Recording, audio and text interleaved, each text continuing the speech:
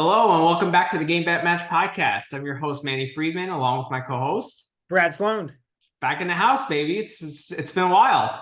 Been a while. Yeah, we were talking about it, right? Like, it's just Yeah, hard to podcast during the American tournaments. There's just like never any lines up to talk about yeah, unless we did this at like 5 o'clock in the morning. Um, because we're not available at like 8 a.m. or whatever to talk we have jobs. We're not available like 8 a.m. in the morning to talk through these matches. Was like and the lines a lot of times don't come out until 5, and the matches are being played later that afternoon, so it's a mess. all right. Until like 5 a.m. That, you know what I mean? And then, but it should be a better part of the season for potting with the European clay coming up. Agreed. And then I also think it was hard to actually get our picks up while we were in Miami. Like, We had a really hard time with that. Well, yeah, I mean, we did It was other stuff hard. too, right? That was the problem. Like, it's one of those things where anytime you go on vacation, like, you think you're like, oh, I got all this time, and then like you really don't. you really Like, don't. we were out No. every night, like between watching the tennis and hanging out and getting dinner and whatnot. We were out like past midnight every night. And then also waking up early to play on top of it. Yeah, and every night that like we got home, I was like, oh, I'm gonna have a little bit of the whiskey that we bought. Like, I'm gonna have a nice glass of whiskey and then go to bed. And then every single night I crashed on that couch like within 5 minutes. I know. We went to the Heat game and then we got soaking wet. Right? Yeah, I wish we had a video of that. That would have been hilarious. Yeah, that was crazy. But all in all, it was a great trip. I had a great time. Oh yeah. I mean, yeah. I had a great time too. I mean, yeah. Experiences at the Miami Open, like how do you compare it to other tennis tournaments you've been to? Okay. I hate the stadium setup. The stadium setup's awful. Agreed. Like, you just can't see anything. And then the other annoying thing is, like, depending on which section you're in, you have to like go through a different gate because of the way it's like configured. It just doesn't make a lot of sense. And then you also don't have much charisma with the security guards. So that also, one of the funniest. I was fine, but you seem to have some challenges there. And who had the grounds pass ticket and who had the stadium ticket? That's the funniest. The guy who got into like the front area of the stadium, the guy who got into the 100 level of the stadium had a grounds pass. It was great. I was in the so after I got in, I went into the elevator to get to like the 100 club level. Yeah. And like everybody was all confused because I just like walked in. And like the usher was like, "Do you have your like tickets?" And I'm like, "Oh, my phone's not working, but I have a standard stadium pass." And she gave me like a weird look, but just let me go.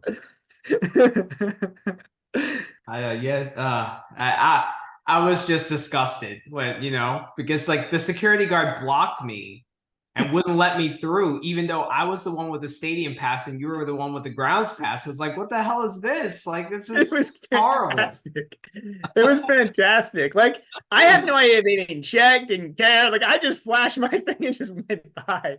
Like, it's funny. It's funny. It just shows how much those ushers, like, how competent they are.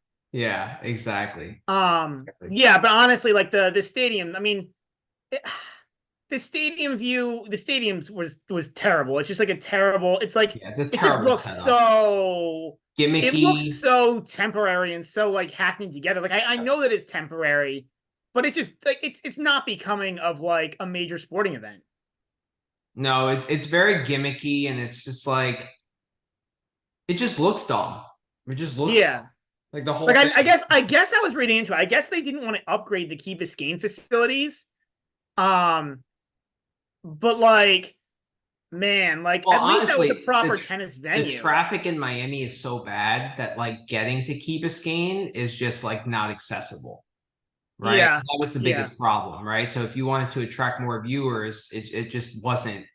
Well, I think it was a dual thing. I think it was like they couldn't get enough viewers, so they could never get enough money to justify upgrading the facilities. Yeah, exactly. But it is a shame because like, and even the outer court structure is like slightly better, but it still is like, I don't know. I still wasn't a fan. Like, you could tell it was very like temporary and kind of. One thing I do like about it is that how spacious the grounds are. Like there's lots of room to roam around. There's like, plenty of room to like grab a seat and grab a drink. Like that I like. You Yeah, know? I agree with that. I agree with you on that. I just felt like it like it feels very thrown together. Yeah, it doesn't feel like a tennis park, right? Per Yeah, se. like even like they lay that the fake grass down, but Yeah, it's clearly a turf. Like just everything about it just kind of screams like fake, you know? yeah. Um, In terms of the tennis we watched, I mean, I thought my favorite two matches, I'm sure it's yours as well, was the Shelton Musetti match that we saw. That was the last match we saw, right? Together. yeah. Well, that That match was was so high incredible. quality. Like from a tennis perspective, I think that was the best tennis match.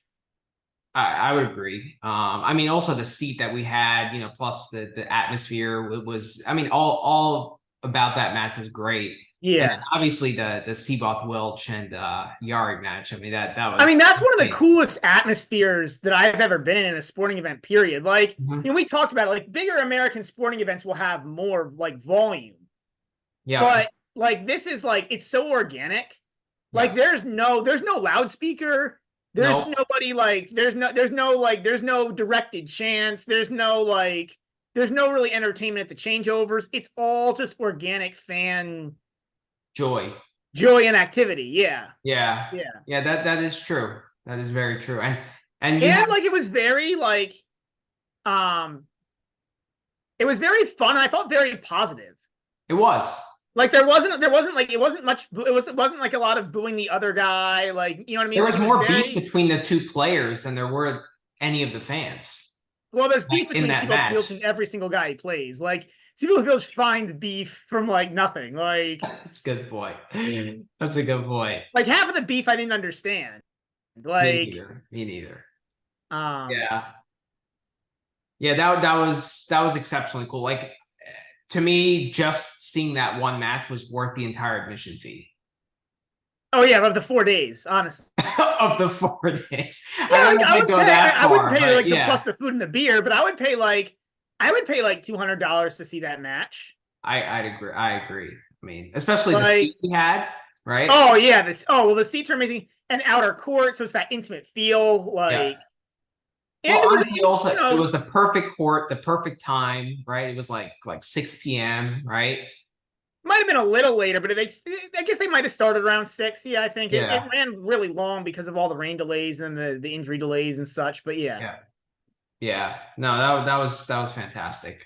Um, Other than that, what else did we saw? We saw a little bit of Dimitrov Tabilo, which was pretty fun. I would that say was fun. that was a good match. I saw like a few games of Tiafo. That was depressing. Oh, against O'Connell. Well, we cashed the Yeah, bet, which was we nice, cashed right? a bet. That's true. We cashed a Cashed the bet. We bet. cashed a bet. So I guess I can't be so sad. Oh, I watched Yari Draper. That was really good, and I Yeah, you cashed were a there pretty by significant bet yourself. on Yari. I think I cashed like 5 or 6 units on Yari. That was That great. was pretty Yeah. awesome. Yep. Oh, one of my favorite experiences was sitting right next to Radek Stepanek for Korda and Bautista Agut. That was awesome. No, Stepanek is great. He's like my new Yeah. favorite coach on the tour. We're not doing whatever. Yeah, he was going nuts, and he was like literally right in your face, like he was blocking your view at some point, right? Like he was like literally right on Yeah, he'd like top get of in front of me and be like, ah! Like, yeah, yeah. Then they were yelling at the Bautista. It was the other hilarious part. That was Bautista because again with the tournament, right? Like the locker rooms aren't close to the courts. So like when Yep. they have the bathroom break in between the changeover, the players can't get back in time. So it's like there's these silly delays for no reason. And Yep. like it's so confusing because the clock is running, but it doesn't actually matter because like they Right. can't get there and back in time anyways. It's like so it was funny because Stepanek was complaining about the clock. And I'm thinking, like, dude, Yeah, like, that was like funny. every single guy comes back late on that clock. Like that, it's just like it may as well not even be running. It's like the clock isn't running. The clock isn't running. Like we could hear every word he was saying. It was just amazing. It was amazing to be right Yeah, I there. just wish he said more in English because unfortunately, a lot of his coaching staff and him, and even him when him and Corda talk, they don't talk in English a lot. Right. Right. Yeah. I mean, still, it was cool. It was cool. That was cool. Yeah, anytime you sit next to the coaches, it's cool. Yeah, I Yeah, sat right next Stepanek's to. really intense, so it's not as fun. Like one time at the back when Mackie McDonald was like just coming out of UCLA. So when he was like, I guess you would call him like a rookie when he was first starting on the tour. I ended up sitting next to his coach and actually talking to his coach for a little while, just by chance. Like I said something and his coach responded, so we ended up like talking for a little while. It's just cool to see. I mean, we sat right next to Sissy, like right behind Sissy Passa's dad in Cincinnati, right? Like that was funny. That was funny. Cool. Sure. I sat right next to Shardy when I was in Basel, like for Umber's match. Like that was awesome. Like you should have asked him if he's going to start, if he's going to come back and make another run at the tour again. Shardy? Yeah. Because I never heard him officially retire. I mean, he's got to be done, but I think he just used up his protected rankings and then faded away. But yes, I mean, he's got to be done. He's got to be done. But anytime you get to sit right next to these coaches, like it's such a cool experience. It's like it is cool. It is cool. I agree, and it's unlike like I guess the only thing that would be similar is if you got a courtside seat in basketball. Yeah, I guess. But admittedly, I've had good seats for basketball game, but I've never had courtside next to the team's bench. Yeah. And you'd have to be like first row. Like it's amazing. Again, like for the price, it's amazing, right? $50, and you can like sit like courtside, like exactly. Yeah. Right. For a professional, for a pretty meaningful match. Box, yeah. Right. Yeah, it's really cool. It's really cool. And obviously, you know, like for a slam, it would be so hard to get that seat, right? Like, and that's the great thing about these matches. Well, I mean, when I sat next to Mackey's coach, granted it was 10 years ago, but that was outer court at the US Open. Yeah, but 10 years ago, if you wanted that seat now for you know, a decent men's match, you'd have to get there like 2 hours early. You know? Yeah, I mean, like I said, this was Mackey, who was a wild card against a qualifier. So, like, that's part of why. It was like, you know, it was two guys outside the top 100. That's also like, 10 years ago when nowadays the slams are just so overly crowded. I agree, and they oversell tickets. I agree. I don't think it would be nearly as easy now. I agree with you on that. Yeah. I agree with you. Yeah. All right, so let's get into the tennis. Any more comments on the Miami Open? Just the city of Miami is super. Cedar Point is super spread out, and like everything's super far away from itself. Like it's kind of unfortunate because like the tournament, it's similar to Cincinnati, but I mean Cincinnati's not that really exciting of a city, anyways. But like it's everything is I mean we went down to the Heat game from basically where the stadium is, and like it was like almost an hour drive each way. Mm-hmm. I think the way down was an hour drive with traffic. The way back we came back so late that it was. If you want to go, don't plan on like going to the tennis and then going to the city for dinner. Like it's either a tennis day or a city day. Like if you plan both, you're just going to be sitting in traffic and you're just going to get frustrated. So like that's it's just it makes it just a tough it makes it like it's and I guess there really aren't too many of these tournaments that are like tennis tournaments require a lot of space, so it's hard to do them like in like a major city, like in a city. But yeah, it's not, it's but also if you go to Europe, for example, like if you go to, Roland Garros, right? Like it's a little bit outside of center city, but like you can take a subway and get to the main city. Like when I went to Madrid, it's a little bit outside the cube, the magic box, right? Where the tennis tournament is. But like if you want to go to center city, you just take like a 20-minute subway ride. Like if you do Miami, you gotta drive an hour and sit in traffic. Yeah, and I think theoretically, if our public transit was a little better in the U.S., that probably wouldn't need like. I don't think it's partially a mileage issue and partially just we have shitty public transit. Yeah, it's true. It's true. But yeah, that's probably my biggest advice if you do this tournament. Like, don't plan on doing the event and the city stuff like all on the same day, or like go to the beach and stuff. Like you just won't have. Yeah, time. you got to split it. Yeah, you got to split it for sure. So, but you go for 4 days and you do 2 city days and 2 like tennis days or something. Yeah. All right. So, but overall, I mean, look, like going to the tournament was fantastic. I mean, the couple of matches alone that we talked about were worth the 4 days. 100%. And there were other great matches too. I mean, the Tabilo Dimitrov match was great. The Yari Draper was great. Watching Manarino play was a really fun experience too. I had never seen Manarino play live. That was a really fun experience. Yeah. On that small court, he lost the match to Hoffman. Right? Well, he got hurt, and it was disappointing because he got pretty significantly. I mean, it was pretty clear, at least in my mind, that he was hurt pretty significantly. Yeah, it's just like he just does like quirky things on the court, and it's like, Yeah, it's cool to watch. I agree. yeah, yeah. Um, All so right, probably onto the tennis. onto the tennis. Yeah, Yeah. let's get into it. So I have a few like hot takes that I kind of want to bring to your attention and see like, if we agree or disagree on them. All The right. first one is I mentioned about Matteo Arnaldi. Like I really like him. I'm a fan. Like I think he has good upside, good athlete. Um, you know, a guy that feels a little bit undervalued by the books, right? Feels like a lot of guys want to back him. I mean, that's debatable, right? But like, I feel like I'm backing him more often than not, per se, right? Based on what the books give you on him. Um, and I looked at the stats, or I looked at like his recent results, and he seems to struggle against counterpunchers who don't like make tons of errors. And like guys that he plays well against are guys that like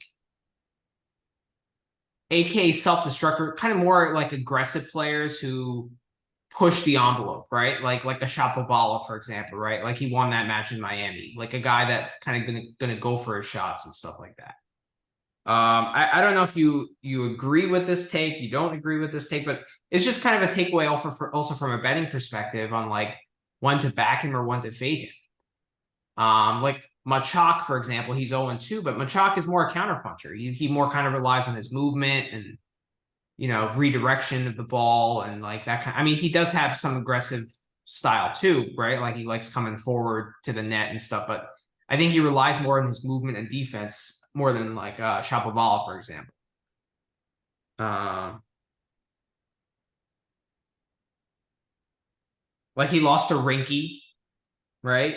That was one of his kind of poor losses. Um,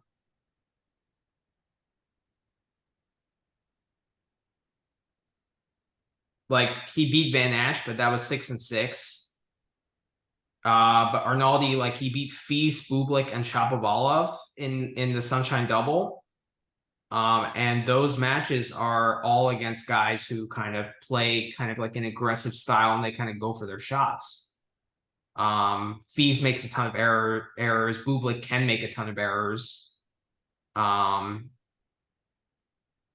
Like Demonor destroyed him in Australia 3-3. And I know it's Demonor, that's a good player, but like 3-3 is not a good result. Yeah, I think I'll go in between with you on that. I think it's probably more of a lean than like a true definitive thing. Mhm. Because I'm looking back at last year. Like certainly recently that you would like if you look at this year, that would definitely be a trend for sure. But like, Okay. last year he did lose to Wolf. He has lost a couple of times to Yari. He lost to Safulin. And those are all guys, he lost to Karatsev, and those are all guys around his level who are more kind of that basher type, right? Directionally speaking. Mhm.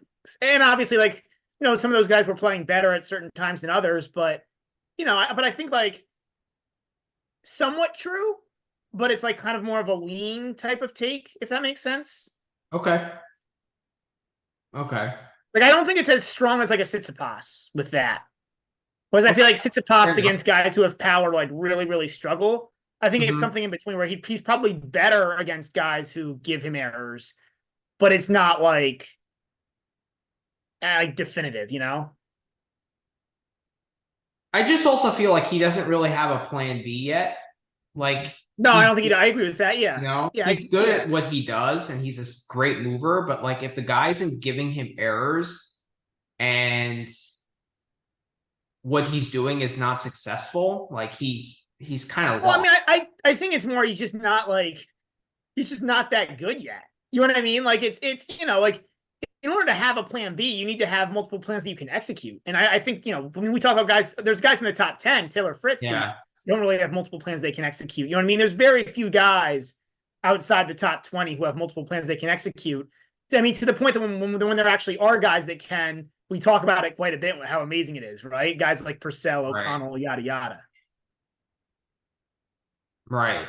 I guess. Yeah. I mean, Thompson and like those Aussie guys, right? Like they have. Ironically, it's all the Aussies, right? Yeah. It may be like it might be a quick court thing because they're more used to playing on the grass and the quicker courts, and maybe that like gives you maybe that like naturally develops more variety or something. I don't know because for some reason you're right. All those Aussie guys seem to have like the variety, multiple game plans. Hmm.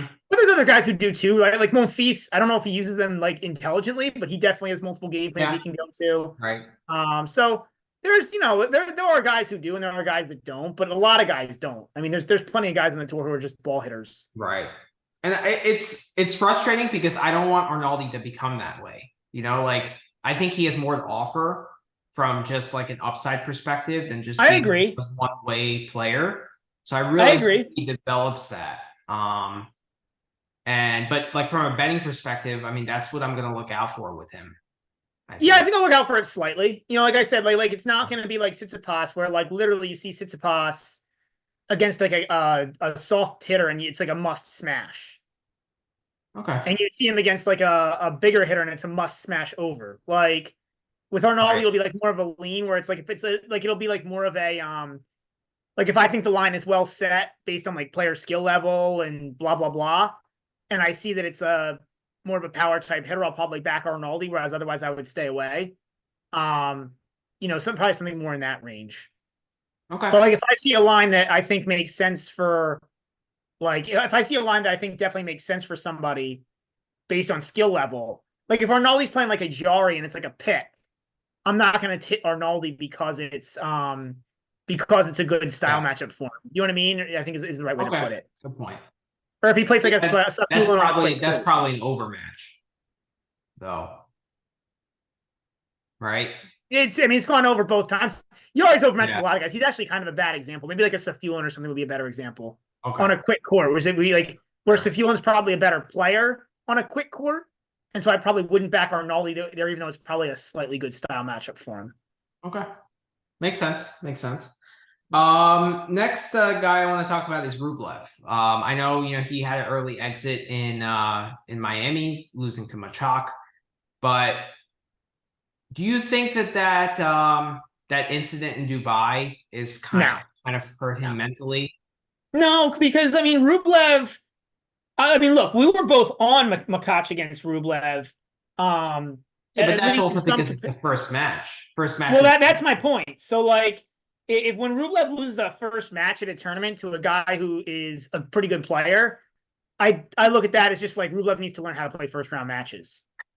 No, he does. Like he's a much worse. Like in first round matches, he honestly plays like a guy who's like borderline top 50, and like usually that's good enough because he's a high seed, and so he's playing yeah. against like borderline ATP tour guys, borderline challenger guys, so he usually gets through. But like when he gets tough first round draws, it's a real problem. Um, if you want to look at the Lehechka, maybe, but at this point, it's kind of a one off, and like I don't know. Lehechka can play really good. You know what I mean? He's capable of playing really good tennis. He can Yeah, also play really he's bad. a That's kind of who he high is. ceiling, low floor guy, Yeah. right? All right. Yeah, I mean, I don't know. I'm probably going to stay away from his first Monte Carlo match just because I'm like hitting the over on the first set of the first Monte over Carlo nine and a match. half. Yeah, I mean but on clay it's just more dangerous. It's slightly. I mean, I'll have to see what the odds are. Like theoretically, you should get a better price on that too because Right. it's clay. Right. That's But true. That's true. So you're not buying into the like no, I don't think affecting Rublev, him mentally. despite him being a little like emotional on court during match, I don't think he's like a train wreck mentally. And I also don't think also like I can find plenty valid explanations for those two losses. Okay. I think with Rublev, like I think the reason why he gets so animated on court is that he has a lot of like self-doubt. And I think part of the reason why people kind of like him and relate to him is because he shows a lot of vulnerability, right? He's kind of relatable in that way, right? Like that's what a lot of people are feeling with that crazy emotion, but like they know it's like not right to show it. So like or people know it's not like attractive to show that, so they don't, right? But like they can relate to what Rublev is feeling. Plus he's just like a nice, endearing guy off the court. So I think that that's like part of his appeal in a way. Yeah, I agree. And I think like, when he has an incident like that, maybe he doubts himself more, and that could affect his confidence. No? I'm not buying it. All right. Yeah, I'm not buying it. I think like I'm gonna take a little bit of stock into it.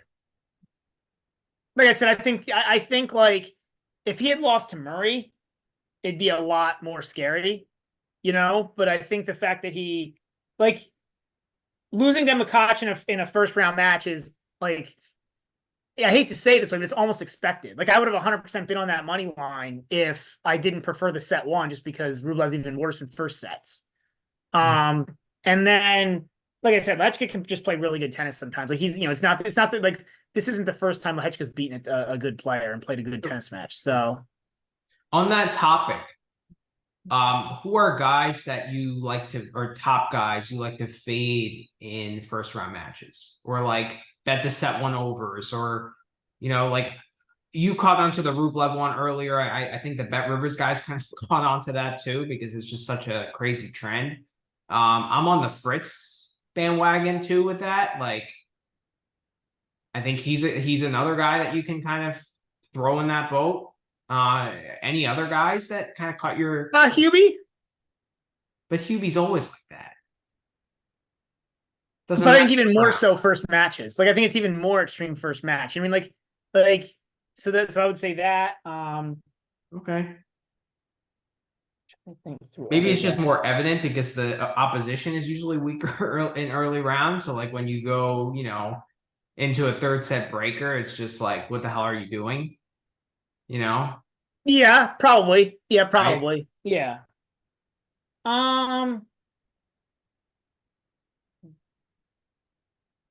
It's a trend I tend to look out for, but I'm trying to think of guys who also have this issue.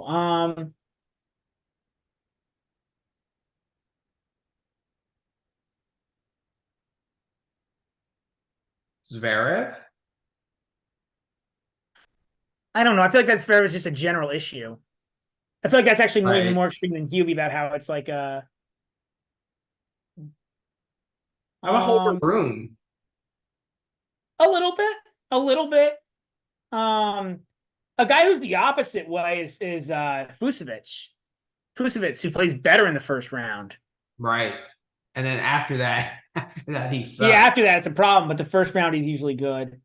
I think Rune is just a mental head case. Yeah, I mean he's been that way his whole career, right? I mean, to your point, he's immature. Like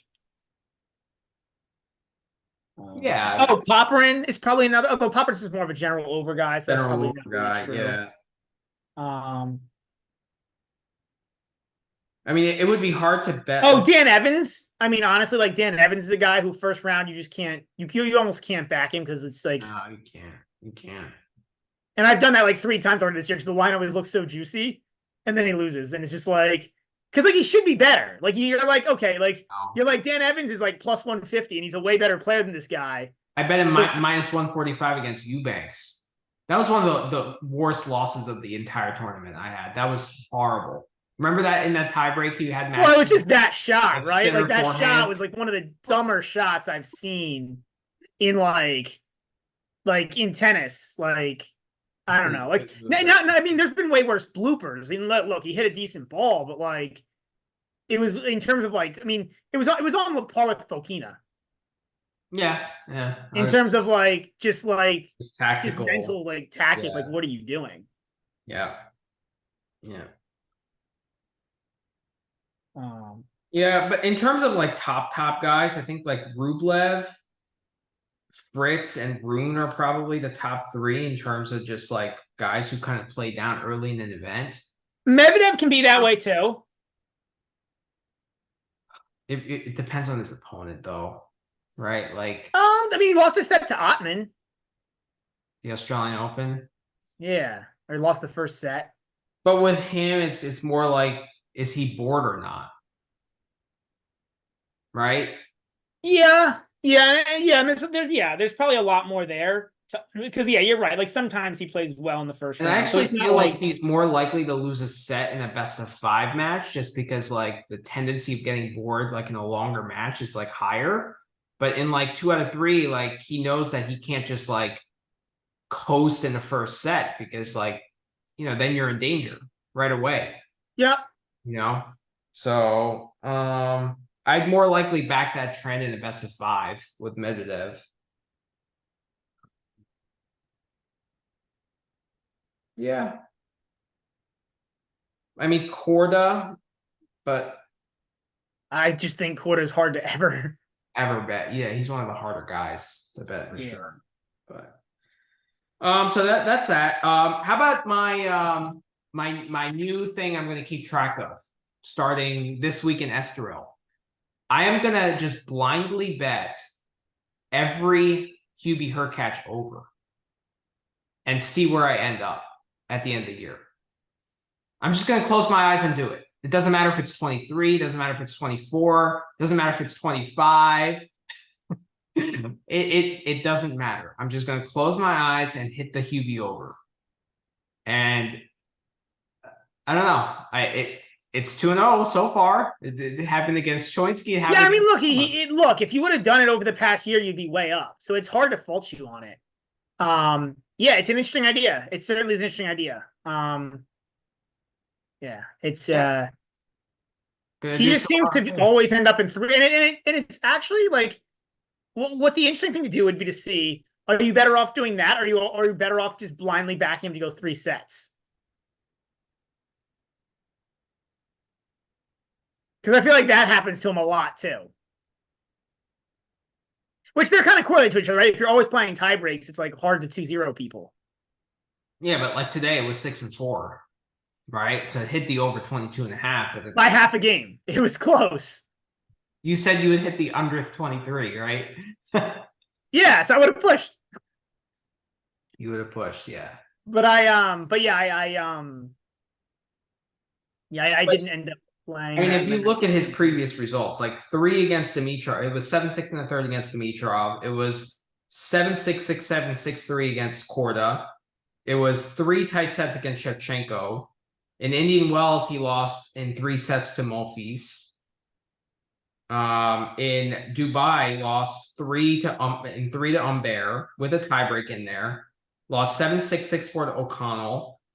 7-6, 6-7, 7-6 against Struff. In Rotterdam, it was 7-6, 6-7, 6-7 against Griekspoor. He won 7-6 in the third against Lechka. And then there was a run of unders in Marseille. Well, I mean, here's the interesting thing. I just quickly looked at the stats. So 11 of his 20 matches this year have gone 3 sets. 11 of his best of 3 set matches this year out of 20 have gone 3 sets. And 32 out of 55 went best of 3, or of his best of 3 matches last year went 3 sets. Okay. Which is really high, right? Because like I think usually you're getting like plus 135 or so as is kind of the standard I've found for 3 set lines. And that's cashing more than half the time. I've looked at it. It's been mainly plus 125 on his. Yeah, his are going to be tighter. Yeah, I agree. His are going to be tighter for sure. But still, you're getting, you only need to hit that 45% of the time, and he's hitting it whatever rate I just said, close to 60%. So, yeah. Yeah, I think I'm just going to do the over on games and see where I end up because, like, I do, like, if it goes 2, I have a hard time believing it's going to go under 22.5 most of the time. But it's also, unless he's playing a guy where he's just way better and therefore the game spread is too high to make it that way, you never get you never see Hubie a 2-game favorite and the spread 22.5. Whereas you'll see that with other guys, right? Like 22.5 is usually like the quote unquote standard. Usually if it's a coin flip match, you'll get like a 23 because it's more likely to go 3 sets. Whereas with a Hubie match, like the only way you're getting 22.5 is if it's like a 3.5 or a 4-game spread, because then they have to do that because like a 3-game difference in 2 sets is 23 games. Right. So if it's a 3.5 and they give you an over under 23, it just doesn't make sense. Yeah, true. Yeah. But yeah, it certainly is an interesting thought. I mean, like I said, it would have worked very well for you in the past 2 years. So Yeah, it would have. It would have. Next hot take is when would you ever pass on Marjan as a dog? Is there any particular matchup with him where you'd be like, Marjan is a plus 200, plus 250 dog. I'm gonna stay away. depends what it would be against Sinner at this point. Just Okay. because Sinner is so good at tennis. You know what I mean? Like I feel like I've basically ended up staying away from every Yannick Sinner match because it's always a massive spread, but he's so good. It's like, what do you do? You lay the games. When it's Unless like 5.5 games, it's a lot of games to lay, right? Like if you have one slip up, and we saw that a few times even in Miami where he had like slip ups and didn't cover because he like slipped up and won like 4-3, you know?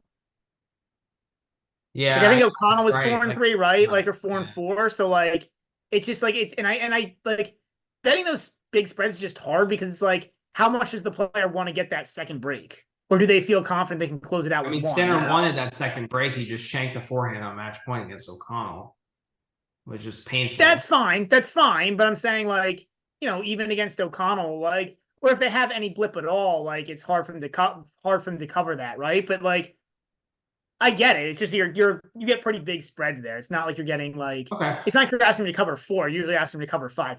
I get it. You're probably right. I mean, against Sinner, I would if you got plus 400 on Marjan, would you take that? Like, Not against Sinner, no way. no. Okay. Yeah, I mean, I get it, but like, I even think like that, like some of those matches where I mean, like, there's a definite trend where he's a good where he's a fantastic dog or pass guy, but like, I don't think he's beating Alcaraz that often or well playing Alcaraz. Alcaraz is a bad example because he's been a little bit all over the place the past year. I don't think he's beating. I mean, but it's tough because I mean we're in a maybe Medvedev. I think Medvedev I wouldn't take him just because Medvedev's defense is so good. Um, like Mhm. maybe you take him to win a set from Medvedev, but probably not on a money line. Okay. Um, but on clay would be a different story, obviously, right? But on hard Medvedev, Mhm. those are probably the two biggest ones I can think of off the top of my head. Yeah, it's crazy that like there are only two guys that we wouldn't take Marjan as a dog. Like his upside is so crazy. Or It so depends on the good. line, right? It's impossible to say without Yeah. having a line. But yeah, yeah. But those are the two guys that come to mind as like bad guys who would be like bad matchups Bad for him. I don't. matchups. Yeah. But I think even if he's playing well, it'd be hard for him to win. I actually think Medvedev would actually be an okay matchup for him. Okay. It's because I like get it because like Medvedev's not gonna hit him off the court. It's just that Medvedev's right, D is so good. right. Sinner would obviously be a bad matchup, like in this form. I mean, but Sinner is a bad matchup for anyone in this form. Like even Djokovic, he's a bad matchup, like playing this well. Yeah. You know? Yeah, for Like sure. it's I mean, just like I said, I need to write it down like many times, but he's really good at tennis. yeah, he is. He's good to this. I think one thing, I mean, this comes to my next hot take with, it's about Yannick Sinner. I think we talk about how well he's playing, how his improvement and all that, but I don't think we talk enough about his tactics. And like what he does to kind of win points because like against Dimitrov, right? For example, what Alcaraz didn't do enough of was find Dimitrov's backhand. And Sinner was so disciplined in that final and just like finding Dimitrov's backhand time after time after time. And he just wore it down, you know? And like I think that kind of goes unnoticed because his ball striking is so good. Like, did you see anything in that Medvedev match, which like he did tactically differently that caused it to be 1-2? Like, how has he turned that? I wanted to hear your viewpoint Yeah, on it honestly, before that I specific comment. match, I mean, it was such a blowout. Honestly, I was like hardly paying attention. I think I missed the first set because like I was out somewhere and I was like gonna Yeah, come back. I was like, oh, I'll come back in, a couple games into the match. And like it was already the first set was over and I watched like a couple games and he was already up a break. And I was like, this is right. done. So, It was like over the I flash. Yeah. barely like it was hardly worth a watch. I think like I think he's just playing like really smart tennis. Like not even necessarily as like maybe tactically astute as like a Djokovic. 'Cause I don't know if he has like first of all, the variety's gotten a lot better. I'm not gonna say he's the best, he has the most variety of anybody on the tour, but it's gotten a lot better. I think the tactics have gotten a lot smarter in terms of like when to go conservative versus when not to, but also when you're like hitting the ball better, like everything's gonna look good, right? So it's kind of hard to say. Um, but yeah, I guess that's my take. Like I think so. Yes, I agree, and I think that does go really under noticed. So I think that's a very astute take. Yeah, I just think like it's more the pace of shot. Like he's not going as big Well, as that's kind of he what I was usually alluding does, to, right? right? With the Like, like not being as like you said it better than I did, but not with yeah. the being knowing when to be aggressive and when to not be as aggressive. Yeah, he's his pace of he's varying up the pace of shot more, and he's varying it up in a very intelligent way. The rally tolerance, like to maintain that level of ball striking and ball speed under that kind of pressure is just incredible. Like, I don't know if we've ever seen it. Like, I feel like Djokovic is like athleticism kind of makes your eyes pop, right? But I don't think Djokovic was able to hit as clean of a ball on the stretch as Sinner. So I was going to mention that. I think the bigger thing, talking about Sinner, that's improved than the tactics is the defense. They go hand in hand because if you're playing bad tactics, your defense is going to be bad because like most of tactics in tennis is, or most of tactics is on tennis is a little bit when you're more on the defensive. There's offensive tactics too, but I don't actually think Sinner's offensive tactics are like particularly like great, but they don't have to be. But I think like but I think his defense, to your point, like his defensive ball striking is, Yeah. and to your point, it's not like an Alcaraz or a Djokovic where it's like eye popping, but it's amazing like how many just great neutral balls he hits from like bad positions or Yep. like slightly offensive balls where like you're like okay he's in trouble, like if you're rooting against him or betting against him, you're like okay good, my guy's got the advantage, and then all of a sudden like the ball comes back and it's like oh no, it's at his feet, like this is okay, we're back Yeah. to neutral, really back to playing defense, like this is not going to end well, boom, point over. It's similar to how like Djokovic was, it's similar to Djokovic's return in that sense where it's not Yeah. necessarily like ripping, he's like, and I think that's where like the tactics are so good, like he's realizing like his defense has gotten better, so he doesn't have to try to rip balls when he's in like bad positions. And he does it with his length. It's not necessarily his explosion. It's just his length and his like just long limb. But I think he's gotten a lot quicker. Not necessarily explosive, but quicker.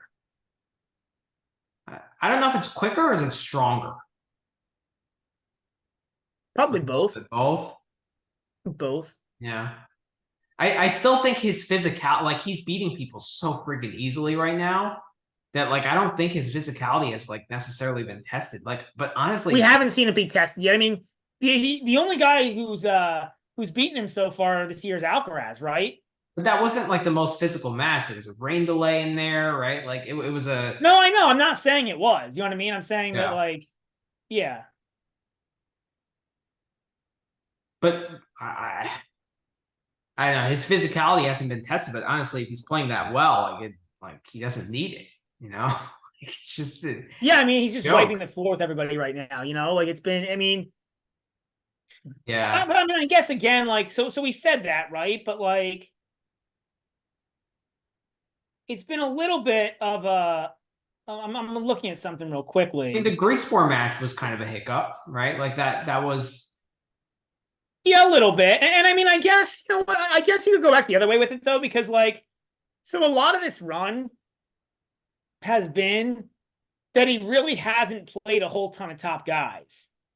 So like, last year at the tour finals and stuff, and like at the end of last year, he played a lot of top guys, but he had a lot of close matches. Like this wiping the floor with everybody has really been like a phenomenon against, and look, it still is impressive. I'm not saying it's not impressive, but it's been against like not top players. I'm not. I'm not going that way because, like, in Australia, he beat Djokovic, he beat Medvedev. Like, you can't do much But better. Djokovic, I mean, these first two sets of Djokovic were not true Djokovic. And I don't even know that we can call anything true Yeah, that but Djokovic we has can't done like penalize top Sinner five for that. level. It's still Djokovic, right? I don't know. Not when he's losing to sets to Vukic and losing to Luca Nardi. Like, Fair. take the name away, and this year, the results for like if you look at 2024, take the name away, and those results look like any other standard I mean, ATP you Tour also player. beat Rublev in the quarters, right? And then he beat Kachanov in the Yeah, round but 16. Rublev Like, easily could have won a set there, right? And then we'd be saying, okay, that was it was a good win. Like, look, if you're asking me if he's the top player right now in the game, yes, right. But I'm saying like I don't agree with you in that, like, he's not beating top players to win these events. Like, he beat Medvedev here. He beat, I mean, okay, Dimitrov, no, but like, I don't know. He had to play Alcaraz in Indian Wells, which he lost. You know, he's been playing the top guys this year. He's already played Medvedev twice. I mean, he's played three guys or four guys who are playing at a top level, right? Rublev, Medvedev at the AO final where he went down 2 sets. Rublev where he easily could have lost the second set. Alcaraz where he did lose, and he obviously wiped the floor with Medvedev. But like, he's not wiping the floor with the top guys. Is my point. Okay.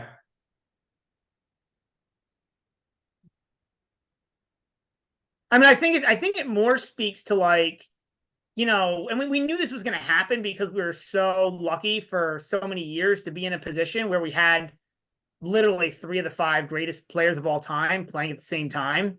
Mm-hmm.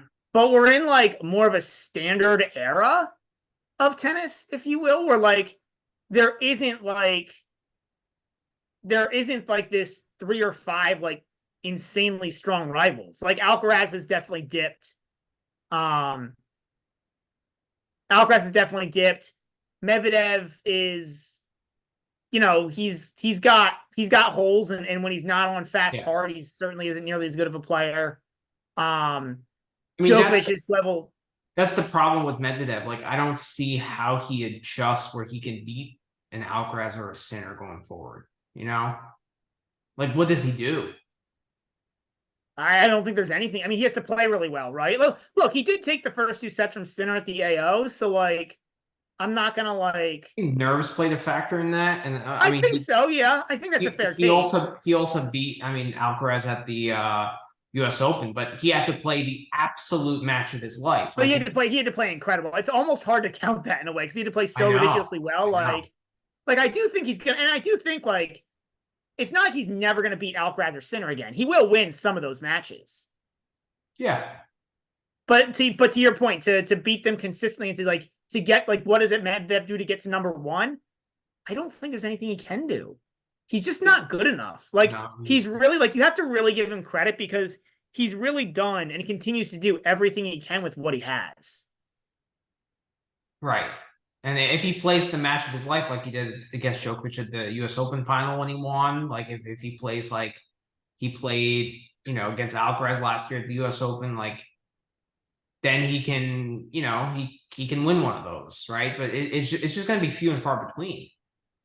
I don't know. Like, it's I guess define. I think he'll win like 25%, 20 to 25%. Okay, but he'll have to hope that one of them are off too, I feel. Or have to play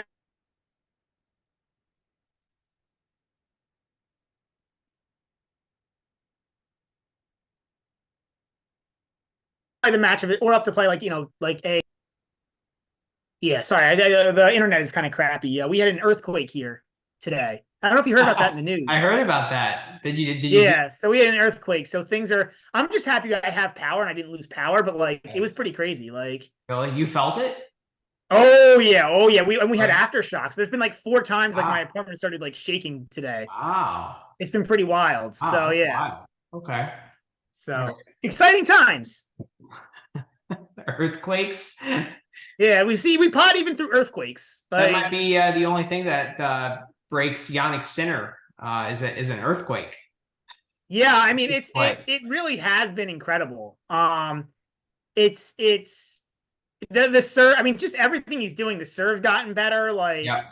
Yeah. it's been it's been pretty impressive. What are your expectations for him come clay court season? You think he's going to be able to keep it up? Yeah. I don't think it's Some gonna be regression? like.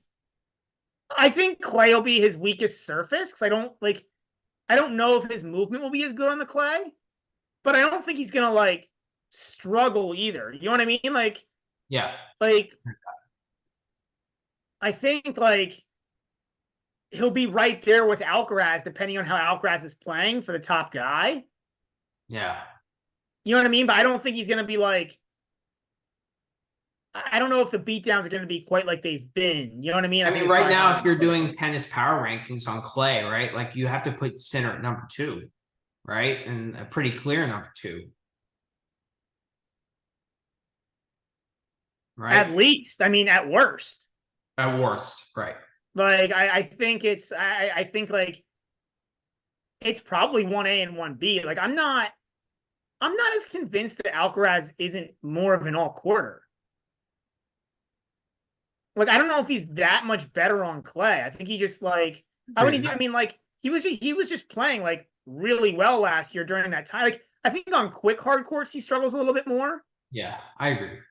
But like I think on like so I guess you think he'd be better on clay because clay is generally slower. So I guess he's better, but I don't think it's like this it's not like Baez where he suddenly becomes Yeah. like, I mean, miles I better think the on clay. Indian Wells court is the best court for him all year. Maybe the Madrid one is a close second, right? Because But it's why would the Madrid one be? Because his serve he isn't pretty likes the altitude. He likes high bouncing, right? Because he hits such a heavy ball. fair. I guess it's You ironic. I know? guess the altitude helps him. He can control a little better than other guys can the altitude. I guess that Yeah, makes sense. yeah. But I think that's like 1A, 1B. Like those are the two best courts for him all year. But and then he was just playing amazing, right? Like Well, I that's kind of the point, right? Like he turned the French Open semi loss into a Wimbledon victory on, you know what I mean? Like, right. and like I think that was just like he was just playing incredibly well. And I think like I just think his like Alcaraz's level has just dropped. I know he won Indian Wells, but like I think it's and I think he's gotten most of it back, but he's still slightly below. Slightly off, yeah. If he was Like playing really at that level, he would have beaten Dimitrov. that's what I was gonna say. Even though Right. Dimitrov played amazingly well, he wouldn't Yeah. lose. What was it, 4-2 to Dimitrov? Yeah, that was one of the best performances I think I've ever seen from Dimitrov in his Oh, career. Right. 100,000%, right? Like Yeah. Dimitrov played again, like you say, like the match of his life. Yeah. But even still, I think a peak Alcaraz Right. I agree. would. I agree with that. And then let's talk about Matteo Berrettini. I don't know. He's in the semis of the of Marrakech. He's been really good statistically when he's played. He just doesn't play very much anymore. Yeah, he's really good tactically. He's tough mentally, right? He's a tough out when he's playing well. Also, his serve is big. Like I mean, I'm gonna say when his he's playing. weapons. Period. Like if you look at the data, Yeah, he's been incredibly good when he's healthy. I mean, he's literally just healthy. Like right. Never. Yeah, No, I mean, honestly, like probably half his losses you could look at and say he wasn't healthy between the back, stomach, yeah. the abs, the back. But when he's been 100% right, he's been really good. Yeah. It's like It just makes him really tough to back because like he's one of those guys who like I don't know for any match if he's actually 100% healthy. You know what I mean? Because yeah, I mean, I'm sure we'll talk about him more because he's playing in one of the semis. But like how do you bet his matches? Because yeah, I guess he's really good, but then you have to always ask like, is he going to physically get through the match? I think he will. I don't think it's necessarily fitness. I just think it's like his body composition, which is like not ideal for tennis. right? He kind of has No, that. no, but when I say will he physically get through the match, I mean will he not get injured? Not will he be like Okay. it's not like Gassed. Yeah. Is he going to be stamina because he gassed? doesn't really play long points. So I don't think his stamina is necessarily the best, but he plays a lot of short points. And the way he plays is that, and he plays really smart tactically to work around that. I think it's more like, will he not pull? Will he avoid pulling a muscle? Okay. He has that Raonic kind of body, right? Right, right. It's less awkward than Raonic, but it's not an ideal tennis body. No, for Yeah. sure, for So sure. yeah. But yeah, I mean, like when he's played, he's been good. Yeah. Yeah, he's good. He's good. I mean, he's one of my favorites. I So know he is, and I get yeah, why because like it's really cool to watch him like because he's got issues, he but he does. works around them really well, He does. He does. He manages that backhand really, really well. really well. Yeah. So let's do a bit of wordplay. All One of my right. favorite segments of the show. At we're bringing Yeah, back. this is one we haven't Oh, brought back in a while. before we do We haven't that, really had a chance to do like a more recap focused pod. yeah, yeah. We got to bring back Bulldog and Boost of the Week. So Oh, so Bulldog of the Week's got to be Nico Yari from gotta be Miami. Nico Yari. Yeah, for sure, Yeah. for sure. He won you a lot of money, right? Last week. Oh yeah, I think he won. I think I won like 5, 6 units on Yari. Like it was pretty fantastic. I won like 40 units on the Yari on the Draper match alone. So I think I had Yari. I think I had the over in set one, Yari first set money line, and then I had the Yari money line in the match. And then I live bet Yari because I saw Draper vomiting on the court in like the middle of the second set.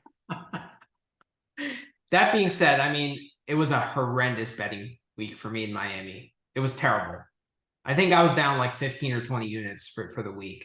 It just, but I think a lot of people got killed, to be honest. Like going through Twitter, I don't think I was the only one. Yeah, I mean, yeah, the people, yeah, I agree with that. Yeah. I did okay. I did better the first week, and then after we kind of left and came home, I did quite a bit worse. Yeah. But you know, I think I backed Evan in some capacity against Sinner, and that didn't go Yeah. well. Like, Yeah. Yeah. But yeah, Yari, I mean, great wins against the Draper. So he won that again as a dog. Then also he beat Rude as a dog. Did you back him there? don't remember. I think I did. I don't know if I backed in money line, but I think I might have. Yeah, I can't. I think. Oh no, I lost. And I'm excited. I backed over. Oh, oof, that's painful. Yeah. Yeah, but you take two over guys and you back the dog, and then like you Yeah. find a way to lose. I played the +2.5 there because like I thought that the +2.5 were important. Like those 2.5 games were important there. Yeah. Um, and then I backed Seaboth Wilch because I just thought after like playing 3+ hours against Draper, I thought he would be gassed. But that wasn't the Yeah, case. I didn't play that. I mean, like Seaboth Wilt just isn't. I mean, he's just too erratic. I agree. Well, the difference in that match was composure, right? Oh yeah. Oh yeah. Oh yeah. Seaboth Wilch wasn't. From a pure tennis perspective, I thought it was pretty even. I think thought you could have given the edge to Seaboth Wilch, right? Just from a pure tennis perspective. No, I mean, like I don't know. Like looking at the match, I think I looked at the match statistically afterwards, and Yari was quite a bit better. I think as a like in terms of points won and things like that. And obviously, but I mean, obviously, like I think Yari was the better player throughout the match, but definitely composure cost him in the third set. Like he was able to get the first wheels gloves despite probably not outplaying Yari. And you know, to be fair, in Nico Yari matches, like they're going to come down to a few points, so composure is a big deal. But he obviously in the third set he completely blew the match with loss of composure. Yeah. right, right. And who's your boost of the week? Ooh, oof. I gotta go back and look at this one because I can't even think. It's too long ago. I mean, you can go into this week if you want. True, true. I haven't had a whole lot of like pure pain like that. Like honestly, like I've been pretty. It's been like it hasn't been like that great, but I don't know if I've had any player that's cost me that much. Trying to look. Domi team, who couldn't even win a set against Richard Gasquet. Yeah, I mean that's one match. You know, I only lost one time with them, but Could be Manarino losing to Hoffman and getting hurt. Like I had a pretty big Yeah, parlay, that's like a 35-1 parlay that was the last leg of. And it was just a painful way to lose. Having the match point and then getting hurt, like, was just a painful way to lose it. So it could be, but even that's unfair because he got hurt. I'm trying to think of like a guy who would actually be the booster. For me, I have a clear candidate. It's Nuno Borges from this week. I've been 0-3 with him. I got everything wrong. Like today, I laid the 2.5 against Garin because Garin has been pretty bad recently, and I was like, Borges is playing at home, and like, he just beat Musetti. He's coming off a high. Like I thought, like it should have been like 3 or 3.5. Like and Garin ends up winning outright.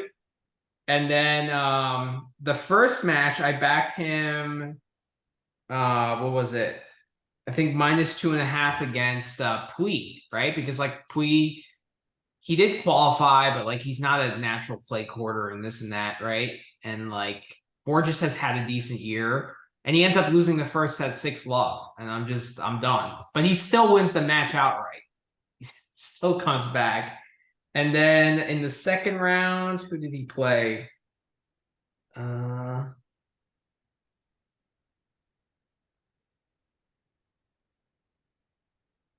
Yeah, I think that's it, right? It was Musetti, Puig, and Garin. So yeah. So I'm that's 0-3 so with I thought of mine finally. So mine is gonna be, Okay. it's not gonna be a specific player, but it's gonna be like dogs, like huge dogs to cover spreads. Okay. So I backed Quan against Demonor in the first set. Mm-hmm. I think it was 2.5. I was getting 2.5 games, but I backed that. I backed Baena +7 against Alcaraz. Yeah, that was 2-way game. Couldn't even win 4 games. Yeah. Seriously? Those are probably the two biggest that I can think of, but those two combined would probably be my for Miami. I mean, I didn't, so far this week has been a little better for me with that. I don't think there weren't as many like big dogs to bet on this week. It's been all the draws were pretty weak. Which I guess if we're, to go to another topic, like we were talking about this a little bit before, like 5 worst tournaments on the ATP tour, Marrakech and Houston have to be in that list of tournaments that should just be canned. And like I'm usually a supporter of 250s, but like if you can't properly run your tournament correctly, like Houston's the worst. No, I mean honestly, like the between like the terrible surface, like it looks bad. The ball doesn't bounce properly on it. It's like It doesn't look like clay. It looks like mud that like a skunk would roll in, right? Like, and it looks like somebody just it looks like it got late. It looks kind of like Miami, where it looks like they had a hard court at the country club, and they're like, oh, we need to say it's a clay court event, so let's just like find some dirt and like smash it on real quick, and and then play some tennis. Like, I mean, honestly, like it's. And then like last year with the whole joke of like it being rained out the entire tournament until the weekend, like. Yep. Yeah, it's not the best. What's ironic is that there are 3 250s this week, and the one that's being canceled next week is the good one. Oh yeah, Estoril is a great 250. It's like that's the one tournament of like all the tournaments that got canned that you're like, why? Yeah. I'm also asking, why is Dallas being upgraded to a 500? Like, to me, that's a substandard 250. I don't know why we're upgrading. Yeah, I think it's just because it's in the US and they can drive tickets. They think if it's in Jerry World, but like. And then why are you having a 250 in Houston and then a 500 in Dallas? Like, Texas is not a big tennis state. No. Right? No. Like, it makes honestly, no sense like, I'm an American, so it's great for me, for 8,000 reasons. But like, yeah, I'll say there's too many tournaments in the US. Yeah, just maybe add a few more to South America, right? Where they live and die by supporting their fans. Like they come to America and they give us one of the greatest atmospheres we've ever seen, and we watch a ton of sports. Yeah. Like I couldn't agree with you more. I mean, there's just a lot of like Atlanta's not a particularly great event. Like, I think that one's being canned though. Atlanta is being canned. Okay, good. That should go away. after this They'll year. never can Newport because it's the Tennis Hall of Fame, but they should can Newport. Well, It's also they're the canning dumbest that time. one. They're canning that one after this year. They're canning Newport? They are, yeah. This is the Stunned. last year. Wow. Yeah. I mean, that's a pretty Wow, I'm glad, but I'm stunned. yeah. Because it's just like, it's just like, why do we have a grass tournament after Wimbledon? Like, it makes no sense. So that's good. Honestly enough, like those were probably the 3 or 4 biggest ones that came to my mind off the top Hamburg of my is head. pretty bad, even though it's a 5. Which one is? Hamburg. I mean, that one has history because it was a Masters, right? And it's a 500. Usually it's pretty bad, but it draws like an okay draw. It's probably at the bottom of like 500s. I'd agree with that. I mean, I would say those top the list. Yeah. Cabo should be better if they put it the right time of the year. So otherwise I would say Cabo, but it should be better now. It's the right time of the year. Yeah. I don't think any of the indoor tournaments are particularly bad. I really think Houston and Marrakech really top the list. Like they're horrendous. They do. It's ironic they're in the same week, but they're both terrible events. They are. And I think Newport would honestly be a close third just because nobody shows up there. Yeah. Like there's like 30 people in the stadium. Like the stadium hardly even looks like a stadium. It just feels like a challenger kind of event, right? It does. It does. It's just, well, that's fundamentally the issue. And I'm glad, like I said, I'm glad they're canning it. But like fundamentally, the issue with Newport is that it's not big enough to like. It's not a city. It's basically like it's like a large town. I mean, you'll probably see it because the event is like literally like, right in the city. I've been there many times. Like what'd you say? I've been there many times. I had a pharmacy rotation literally 2 seconds away from that event. And it's like smack in the middle of like downtown Newport. So how are you going to host a major like a good sporting event like in the middle of a touristy town? You know, like. But then talk about like Newport, like if we look at like Newport, like what is the population of Newport? It can't be very much. It's not much. It's just very touristy. Yeah, 25,000 like is the population. It's exceptionally touristy. It's a tourist town. I understand that, but like my Morristown, which you went to Morristown, right? We've hung out in the bars of Morristown a few times. Yeah, 20,000. It's basically the size of Newport. Wow. Yeah. Like if Morristown hosted a tennis tournament, I'd be thrilled. But I'd be really questioning what the Pro Tour is doing. Like. I understand also Marrakech, like they want a tournament in Africa, and I get that. That's all great. But then why don't you put one like nice event in like Johannesburg or like why does the answer is they don't actually want to have a tournament in Africa, right? They want to say they do. Because the players probably don't want to travel to Johannesburg. But it's dumb. I agree with you, Manny. Like I agree with your take.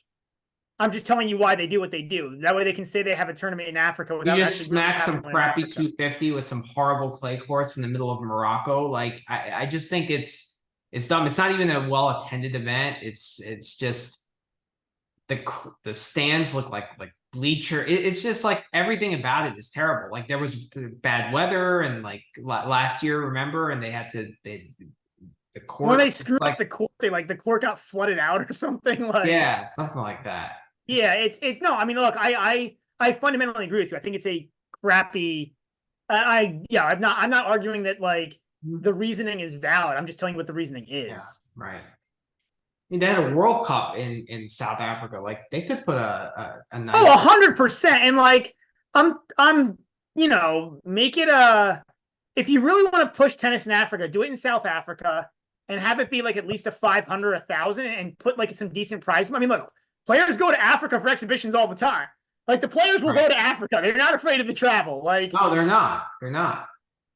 Federer's mom is from there. Yeah, like they will. The players will gladly go to Africa if you pay them. 100%. 100%. If they go to the Middle East, they'll go to Africa. Yeah. I mean, it's just talk about this all the time, right? Like the reality of the tour is like. The players like theoretically complain about a lot, but money is all that matters. Money. Like 100%. They complain about the off season and they'll play 8,000 exhibitions throughout all of December. Like yeah. Then Nadal's comments on the whole Saudi Arabia thing takes the cake. Like, oh, it'd be great to bring tennis to the Middle East and Saudi Arabia. Like, and then we'll gladly do it for $20 million. Yeah, exactly. I wish sometimes they would just say what they're thinking and be like, it's the money that we care about. Yeah, Like, at least it's honest, right? yeah, Like, exactly. Exactly. Let's get into our wordplay. So why don't you start it off? This is always fun. see, I have a few good ones, but I got to figure out what order I want to go in. So, Okay.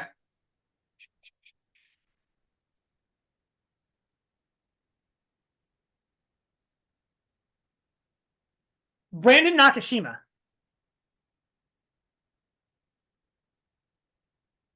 Unathletic. Yeah, I mean, it's just like he's getting to the point. Like I hate backing him, right? Because first of all, I just don't think he's that good from the eye test. He struggles against guys who can put him under pressure, who force him to like move explosively into corners, which is why I faded him today against Shelton. And I faded him on a lot of instances this year. I just think like he's playing a little bit better and he has a decent serve. So I got to be careful with it now. But unathletic is the word that comes to mind. He's just like, I think unathletic. I think that's the right take. Yeah. And when he plays someone more athletic than him, he really struggles. Yeah. Like if he plays like a Pedro Martinez or if he plays like a Rinky or someone like that, he's fine. But as long as he doesn't have to counterpunch, he's okay. Yeah, and that's why he does. I mean, he honestly, to me, he feels like a. He feels like a guy who's like between 50 and 100 ranked to me, like a borderline ATP tour player. We used to call it the Kubler line, but Kubler's been hurt, so now you know it doesn't work as well. But like he'll be right below the Kubler line, like. Mm-hmm. Yeah, I mean, the second word that was coming to my mind was chemistry. Yeah, like it just looks like he belongs more in a chemistry lab than on a tennis court, or like in a violin studio, something like that. You can say it, I can't. Right. But just looking at his losses, Tabilo, Lechka, Vertinen. Okay, Geertz and Rodionov are kind of outliers there, but like righty. Shelton today. Mensick twice. Yeah, I mean, I think he's also going to struggle against anybody who's like, I think it's a little different. He just like doesn't have anything to beat guys who are better than him. Yeah, but those guys, they all fit a certain mold. And that mold is that they're more explosive than him. They're not necessarily better than him. They're more explosive. No, I mean, I think they all are though, right? Like, which of those guys isn't better than him?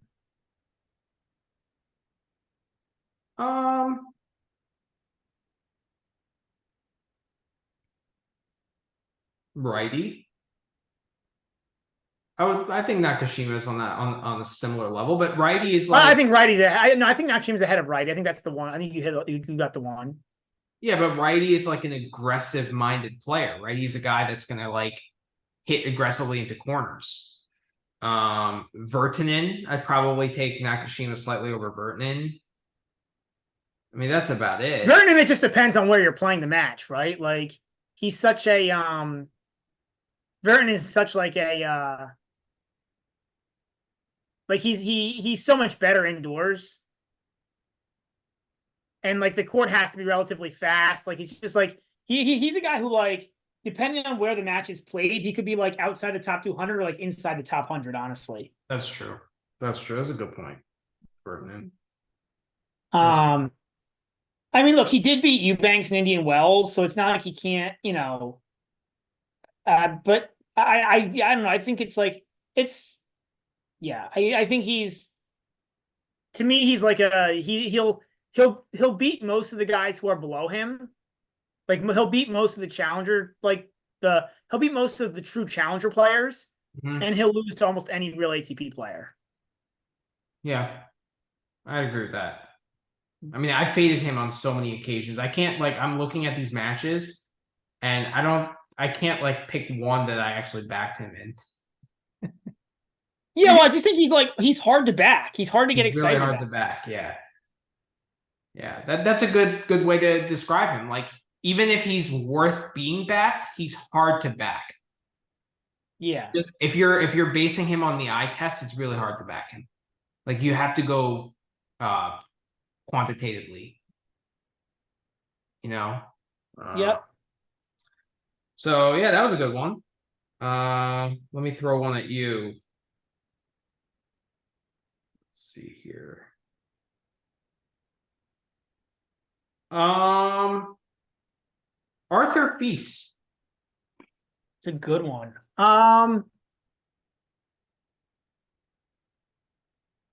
Raw. That's being nice. I don't think so. Like, I think if you take out South America, it hasn't been nearly as bad. And like, again, this is a take that I know you don't have, but I'm starting to develop is like, and I'm trying to kind of put this list of players together. And we'll see how well it holds because obviously the guy who's young as Feast too, it can change pretty quickly. But like guys who don't perform well in certain conditions or certain parts of the world, right? So like Feast was terrible in South America, but if you take that out, like he won 2 matches in Indian Wells.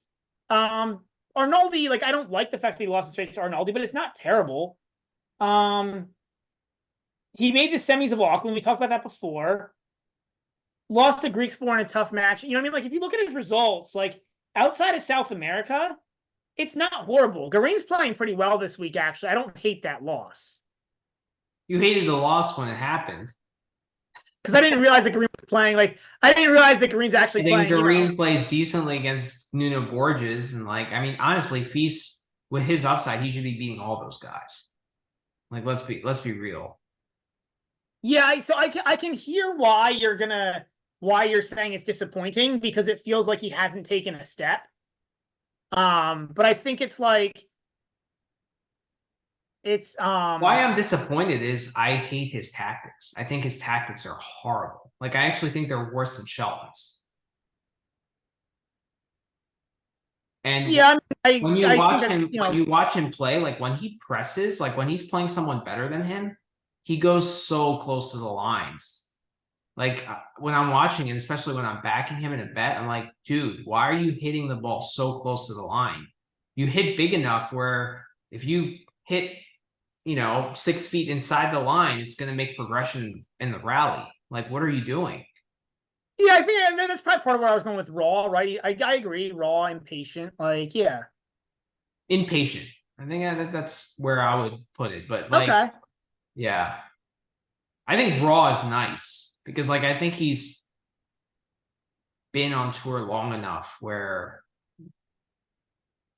he should have developed something. Like Shelton has really matured and developed.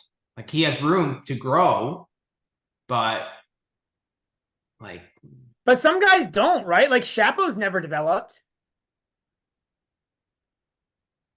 yeah, that's true. But like Chapo has also had better results He than has, he has. right. But Like he's like, I mean, we haven't, I don't know that we've seen the development out of Marjan yet, right? He still is like, it's been a year now with Marjan, which is about as long as Feast has been, really good. It's I don't know, like I don't know. We've seen like Marjan, he wins some big matches, but I don't know that we've seen true development. He still is like floor ceiling. yeah I think it's more common, like it's one of those things where like when a player does well, who's got like when a young player does well with his talent and like breaks into the tour, you yeah. expect him to take that next step. Doesn't And it's not automatic. Like every step is a different step. yeah, you're probably right. I mean, I was so high on him after that Leon title last year, and like I don't know, I just saw some tremendous upside, and I still do, like from a talent perspective. Oh, for sure, for sure, for And sure. it's disappointing. It's disappointing. All right, what's your next one? Bodic. Just baditch. Like, right? Just bad. What was the Discord's nickname for Bulldog? I know they had one. I don't know, man. I don't remember. But being serious, I mean, something a little bit more sophisticated than bad. I would say just like confused, low energy. I was gonna say disinterested. Disinterested. Yeah. I mean, those words all kind of fit the mold of what I feel when I watch him. Like, and I don't know. I'm always like confused when I watch him. Like, is he a power player? Is he a finesse player? Is he like, what is he trying to do on the court? I agree. I feel like, and I feel like watching that he doesn't know what he's trying to do. Yeah. That's so true. That's so true. He doesn't even know. And I have no idea how to bet him either. You know? Oh, he's very hard to bet. I mean, the problem is at this point, like It's more a fade now. the now his ranking and everything is pretty far down, right? So like maybe 4 to 6 months ago he was thought of as being a better player, but now like so you could fade him, but like now his ranking is like below his talent level. But like you don't know what Bodic you're gonna get, and so it's like Yeah, he could show up and play you actually top don't 25 know tennis how you're like gonna he did get 2 on a years ago. day-to-day basis. Yeah. What? He could show up and play top 25 tennis like he did 2 years ago, you know? Right. And like, look, he beat Coria and he beat Coria. Like the best example, I mean, like, he beat Coria the first round of this tournament. That's a good win. You would think you get excited. And then he lost 1 and 2 to Rude. Which I expect him to get beat by Rude, but 1 and 2, I don't get it. I'm not happy with anybody losing 1 and 2 to almost anybody. I'd agree with that. I just think, And Corda smacked him down 1 in love, like. but I think Casper Ruud is a guy that we're gonna have to like seriously back this year in the clay. Like he's playing well, and the clay suits his game. Like Ruud is not a guy I'm gonna fade here. We'll see though, because like the lines on him are so big, man. And like I backed him today against I backed him 2-0, and you backed the under against Vucevic, and we both came through pretty easily. Right. With similar lines. It didn't really end up mattering. But yeah. It's I hear you, but still 1 and 2. Like on the ATP tour level, you should be able to get more than 3 games in almost any match. I agree. You should not lose a match 1 in love.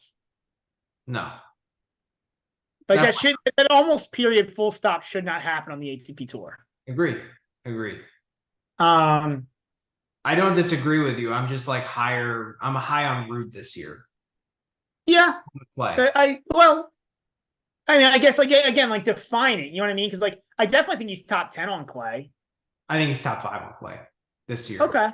All right. I mean, I think that gets tough. There's a lot of really good guys on clay. Well, I'm slightly lower on Rublev, I feel, than you. Like I think that affected him mentally. Like I actually think like he's had some regression in New Wells and Miami. Like I don't think those losses are good. Okay. Yeah. But right now, yeah, I would put like if I'm doing like just top of my head, I didn't really think about it. Clay court power rankings going into Monte Carlo, I'd put probably Alcaraz 1, Sinner close 2. Let me look at the rankings, but I mean, where do you put Zverev? Is Ruud ahead of Zverev? Yes. Okay, if you're putting it, then it makes sense. You know what I mean? I think it's like, and that's why I kind of asked. That's why this is a good debate, is because like that's why I'm saying there's a lot of really good guys. I think it's once we start ranking these guys, I think it gets tough. Like when you're looking at that Zverev, Rublev, I guess he's close to top 5. I mean, if I'm doing just clay court rankings, I probably put Ruud 3, Zverev 4, and then like Rublev or Medvedev 5. No, I agree. Like you can't like I actually agree with you. I'm looking at it. You might be right, Manny. Like I said top 10, but you might be right because like Who it's else do you clearly put in there? my mind it's clearly Sinner and Alcaraz. And then after that, like I've got a tier with Rude, I mean, you got to Rublev, put Djokovic. Zverev, You got to and put Djokovic in Djokovic. there. What? You got to put Djokovic in there, right? Like, but clay court power rankings and French Open power rankings are two different things. Yes. Yeah. So clay court Right? power rankings, I wouldn't even say for Djokovic. I wouldn't even put like for the clay season outside of the French. Yeah. He's definitely top 5. Then you're absolutely right now that I look at it because I can't justify putting anybody above him other than Djokovic, Sinner, or it's not Djokovic, Sinner, Alcaraz, Zverev, and Rublev. If Djokovic is doing anything with this clay court season, it's just getting himself back in gear for the French. Right. Right. Yeah, I mean, you look at down the rankings, like, I mean, who do you even put? I mean, it kind of remains to be seen, like what we're going to see, the next couple of weeks. But do you put a guy like Kachanov in the top 10 almost? Do you put how does Sissipas turn up? But he's been so bad that I'm not optimistic on him. I mean, so Medvedev would be I'm just going to start looking at all quarters. So I'm going to put Medvedev in my top 10. I'll put Rune there. I'll probably put Demonor there, even though Clay's not good for him, just because, like, I don't know, like why not? Do you prefer Dimitrov's prospects on clay this year or Demonor's prospects? Like, if you had to, who would you put ahead of the other? Yeah, nobody. Fokina. Yeah. I mean, Cerundolo's been really bad. I mean, Nico Yari might be in the top 10 on clay this year. Altitude clay, definitely. Play with altitude, definitely. Yeah. Slower clay is a little tricky. Lechka could be good on clay this year. Could be. Musetti, I know he played terrible, but I'll give him one match to get transitioned. So maybe Musetti. Maybe. I mean, he played so well against Shelton, right? Like, I'm Yeah. kind of willing to give him a pass on the Borges match. Plus, Borges isn't really a guy I'd want to play my first match back. Agreed. Her first match in like a transition match, travel match, blah, blah, blah. Yeah. All right, let's finish our wordplay, and then I want to talk about our kind of betting strategies for the clay, because I think that's interesting. Okay. I've got a few more. So okay. Rafa, a guy we haven't talked about in a while. Rafa. Just retire. Yeah. That's all I have to say. Well, actually, I actually think instead of retiring, like, it's gonna sound kind of clownish, but I actually think he should do like exhibitions. Like, I think there's like a set of players who should like do exhibitions. It'll be like him, Kyrgios. I don't want that. Federer. I don't want that. I hate exhibitions. I hate the exhibition culture. It's such a money grab. So corporatized. I hate it. No, but hear me out. The reason I say that is because like these are guys who don't want to play like multiple matches in a week, multiple matches in a month. But like I think you could get Rafa out to play one decent tennis match like every couple months. Like I just don't think he'll be able to take the grinds of the ATP tour anymore. It's getting to the point where he's doing what Federer did, which I really didn't like, where he's just milking the endorsements, and he's kind of just like taking the ATP tour on a ride. And it's like I'm going to fade that take. Like it's Federer, it's a harsh take, but it's a realistic take that many people want to say. I'm going to disagree with that because what I'll say is that I think Rafa genuinely, like, look, he came back and played the warm-up matches in Australia this year. I think he genuinely wants to come back. I think the body genuinely wanted to come back too. That doesn't mean that you can. But Federer, when he was genuinely coming back, was skipping 4 months of the season at a time. You know what I mean? Like, it was like which is what I didn't like. And just skipping and saying no, I'm gonna, he was skipping the clay and just saying it was a pure skip. He wasn't even citing like a He true also injury. made the fourth round of the French Open, and then just even though he could play, he just wanted to save himself for Wimbledon. So he just said, "Nope." Right, and I think that's where I get a lot harsher. Was like at least Rafa's pulling out of the tournaments. You know what I mean? Like I think he like I think it's like every week he's like genuinely like, I'm gonna make it back. I'm gonna make it back. Like I remember this. Like I had mono for like when I was, this is an old story, but like, I had mono in 8th grade and I was sick for like a month. And like every like and I wrestled and like every match I'd be like, I'm gonna be back next match. I'm gonna be back next match. And like it wouldn't happen. And then the next match, I'm gonna be back next match. I just need one more day to recover. And then next day, no. And I feel like this is like that for Rafa, where like I think he's like, like he's convinced himself he's gonna make it back. I just don't know if it's realistic. I mean, I think his problem is he can't serve, Yeah, he can't. Yeah, right? 100%. Yeah, because the back, he can't serve with the back, and then like, Yeah. yeah, So I that's think the really problem the is going to problem. be if he comes back. Like, look, he tried to come back for one tournament and got hurt. It's probably going to happen. Like that, I think he played that Alcaraz match, and then he just turned up so stiff, and he was like, I just can't, you know. Yeah, Um, I mean, he played 3 hours with Thompson, and then just probably the next day he was just like, just so stiff he just couldn't move, you know. And it was yeah, like, if I can't do this for best of three, how am I going to do it for best of five? But like at this point, it's just not going to get better. And I wish almost he would just come out and say, you know what, regardless of how bad I am, I'm going to play at Roland Garros, and that's going to be the end. And that's kind of what I'm looking for him at this point. Instead of just drawing it out, it's also not good for his fans, just giving them like false hope.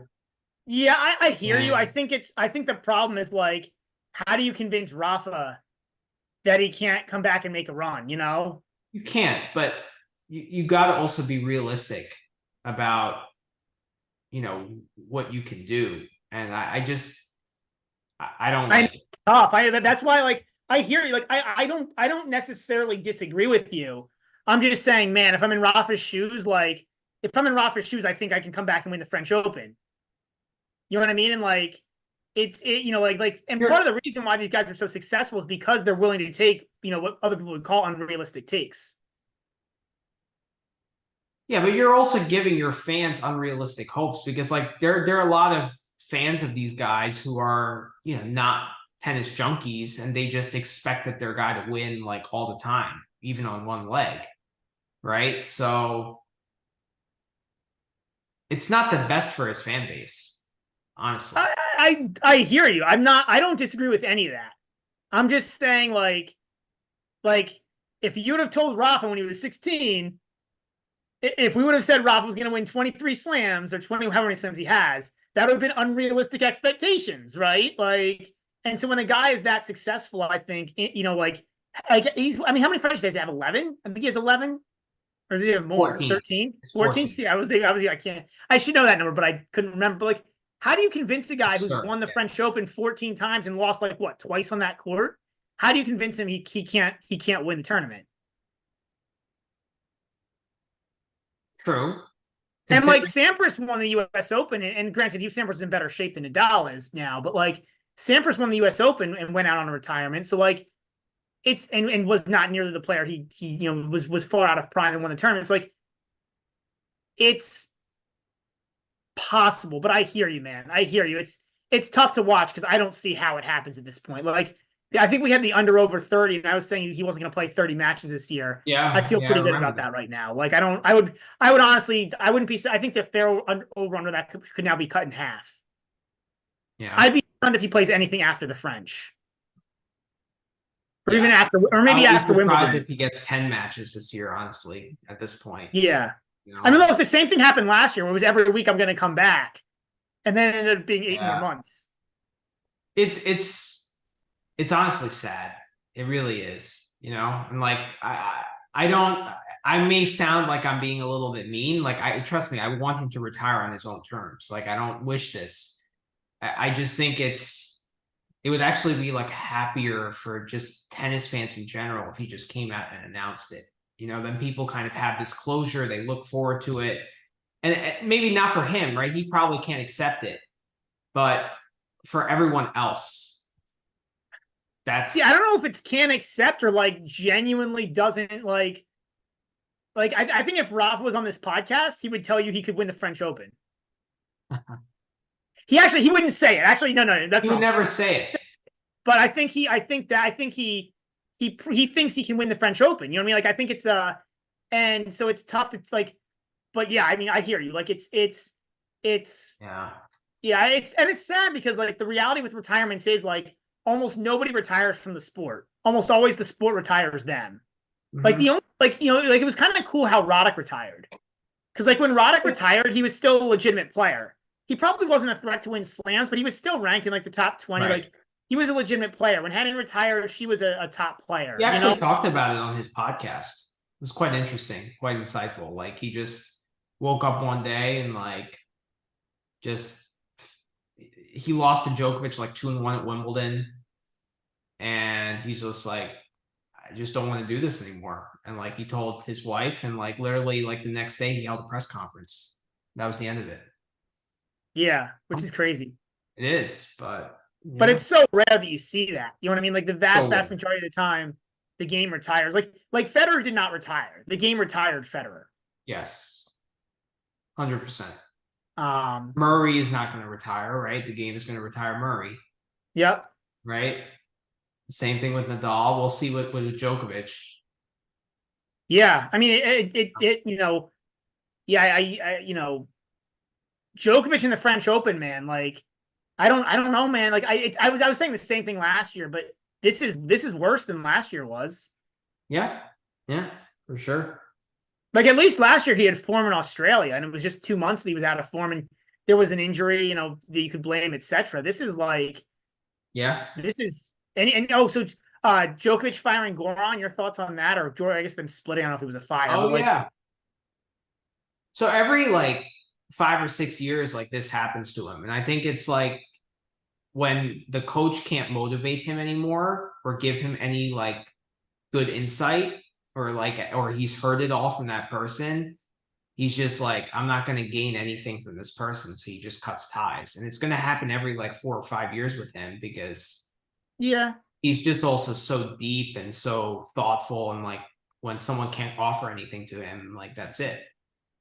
I also think Djokovic now, it's not just maybe that he's getting older. I think it's more that he's struggling to find that motivation and struggling to find that like reason to keep going.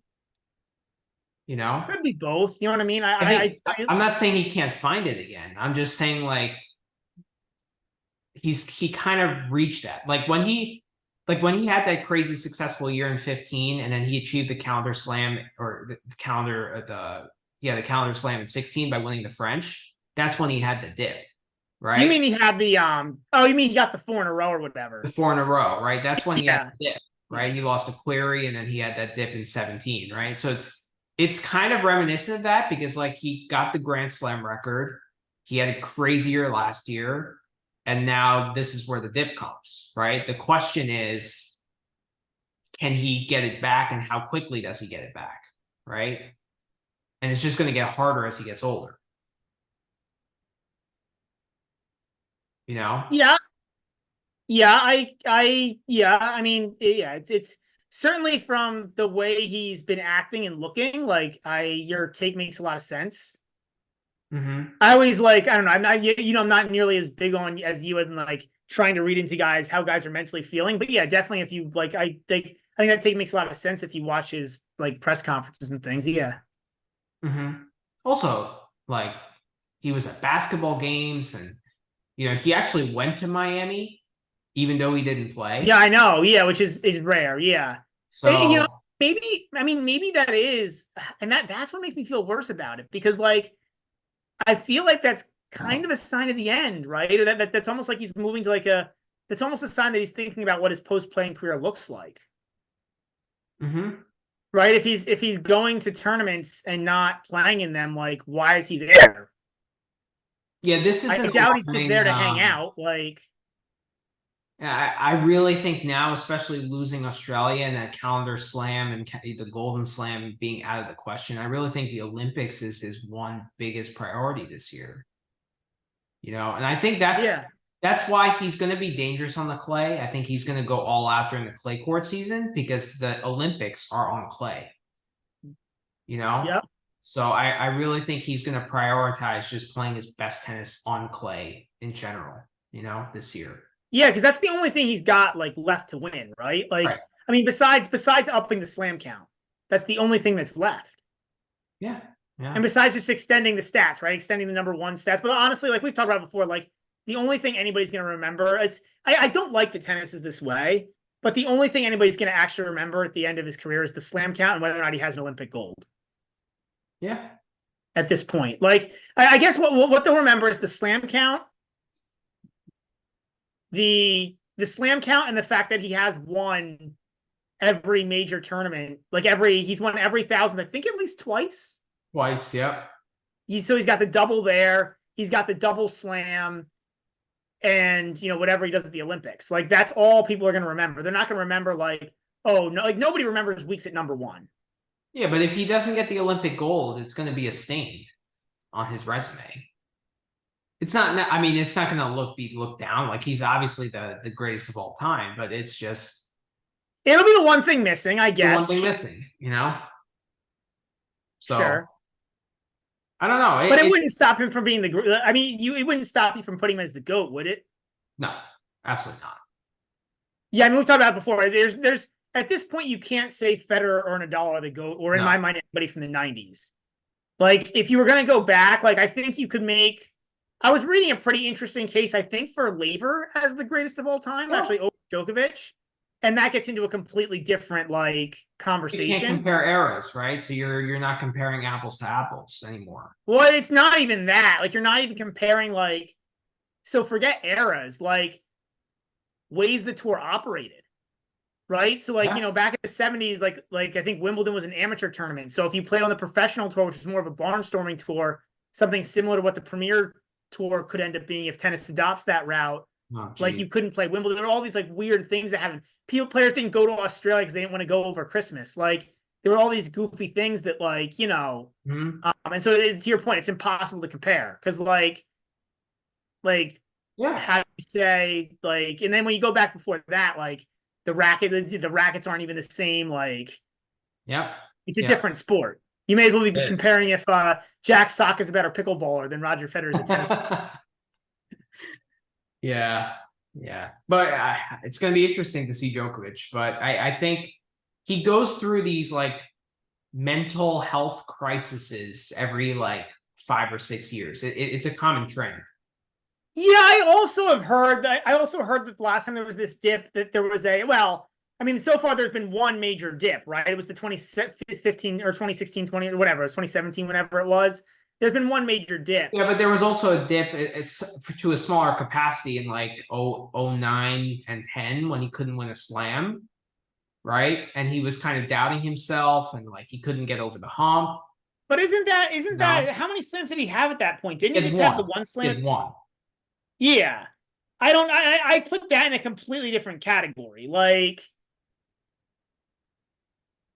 and then the dip, I mean, and who knows who actually knows this, but I heard that the dip in 17 was caused by like some personal issues.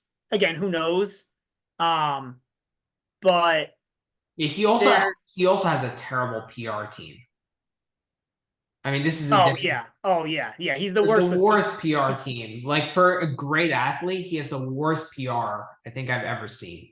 It's actually disappointing. It is. It really is. Because if he had because a lot of the stuff he does, it's just because his PR team is so bad. Like it's not like the problem isn't him. The problem is the PR team. Yeah, I know. It's terrible. Like that Adria tour, remember, right in the smack of COVID? Yeah. It's just like, what are you doing? Like, and he's a genuinely like I used to not like him, but like I think he's a genuinely good guy. I really do. I think he's weird. All I look at is what he's done for the players, right? And actually like convincing the top players when he is the guy who's most affected by this, convincing the top players to give up prize money to let guys to increase prize money for the first and second round, players that slams. So like And that's pretty much where his, I mean, obviously, like, for him, let's be honest, most of his money is endorsements at this point, but like, Yeah. but yeah. And he But does like some going, weird things, right? Like no doubt with this like hyperbaric chamber, gluten free. Like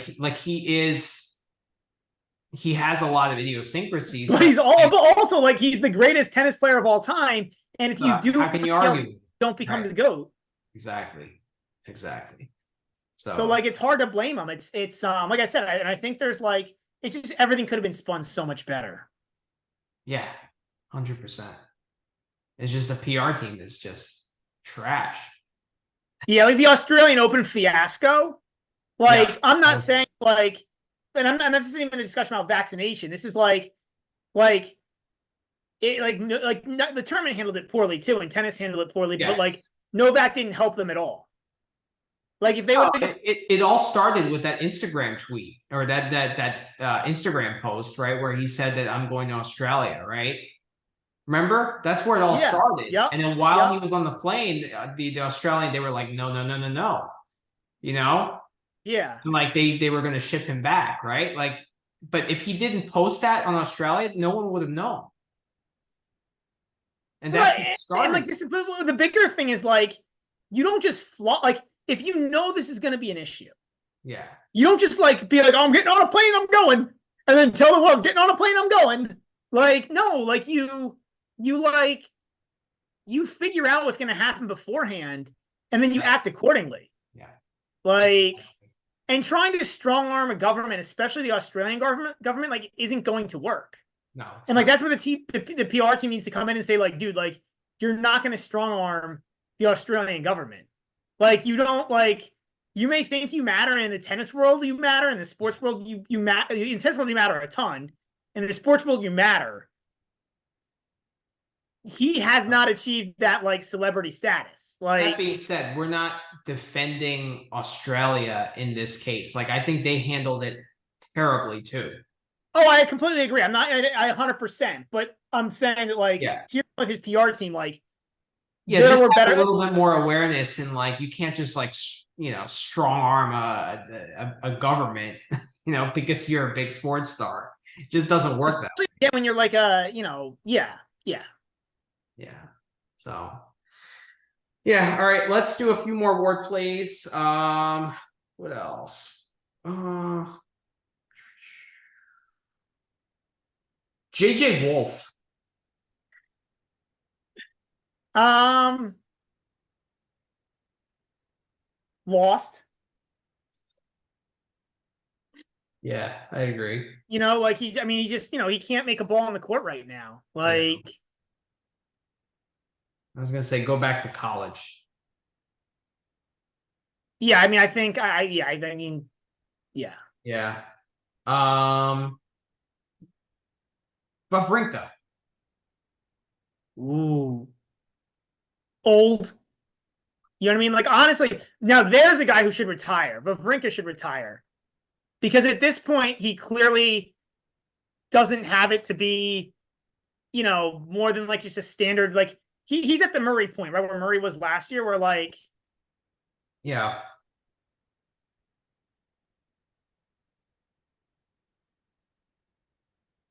he's at the point where Murray was last year, where he like doesn't Yeah, his movement is precipitously declining.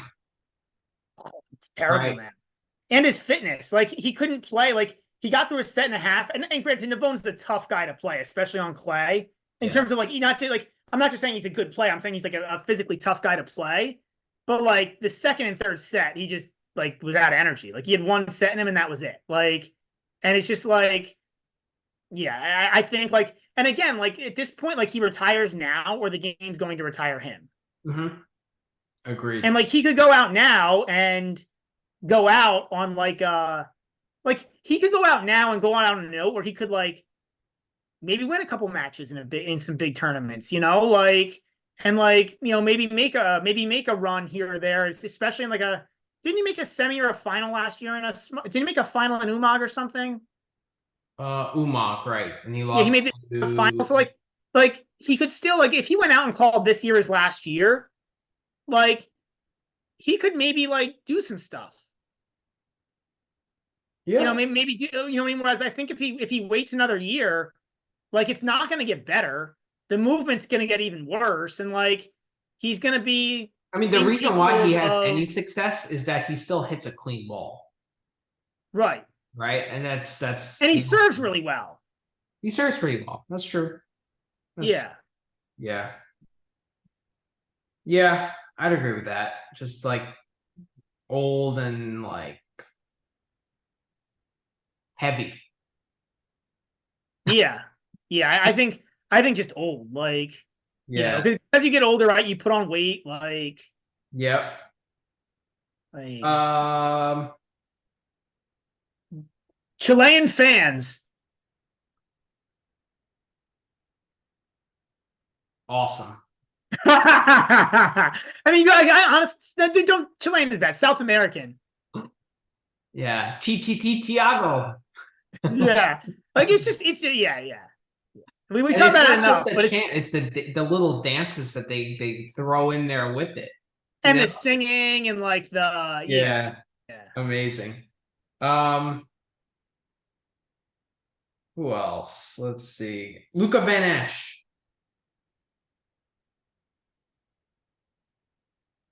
He's what he is. What's his upside? What he is. He's another Moonar, man. Like he's a hardcore version of He's gonna Moonar. be better than Lunar. Come on. What? He's gonna be better than Lunar. He's also 19. Why is he gonna get any better? I mean, he's improved slightly in terms of his serving stats this year. Right? That's the one place he could actually improve, I think. I mean, you can hit a little bit bigger off the ground. Right? You can improve that. I mean, A I little. see I mean, now he's I like, think his upside is super limited. okay. Because like the closest thing I can think of to him in terms of a really good player is Demoner, and Demoner's 10 times faster, and that's why Demoner's successful. So his footwork is just 10 times better. Yeah, that's true.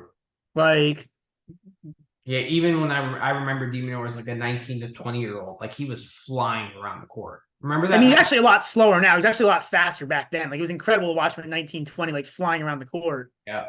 I mean, he still does it pretty damn well, but like he was probably the fastest player on tour back when he was like 19, 20. Like, he couldn't hit the ball, but he was probably the fastest player on tour. Yeah. Yeah. How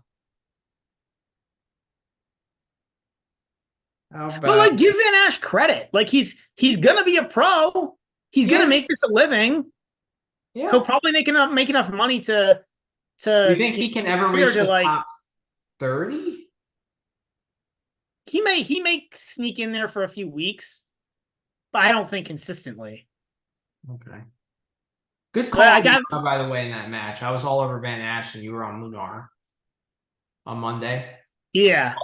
You didn't hit it, right? It was just a lean. I think so. I can't remember, but yeah. Yeah. Tomas Machak, one of my favorites. I mean, he made a quarterfinal in Miami. Right.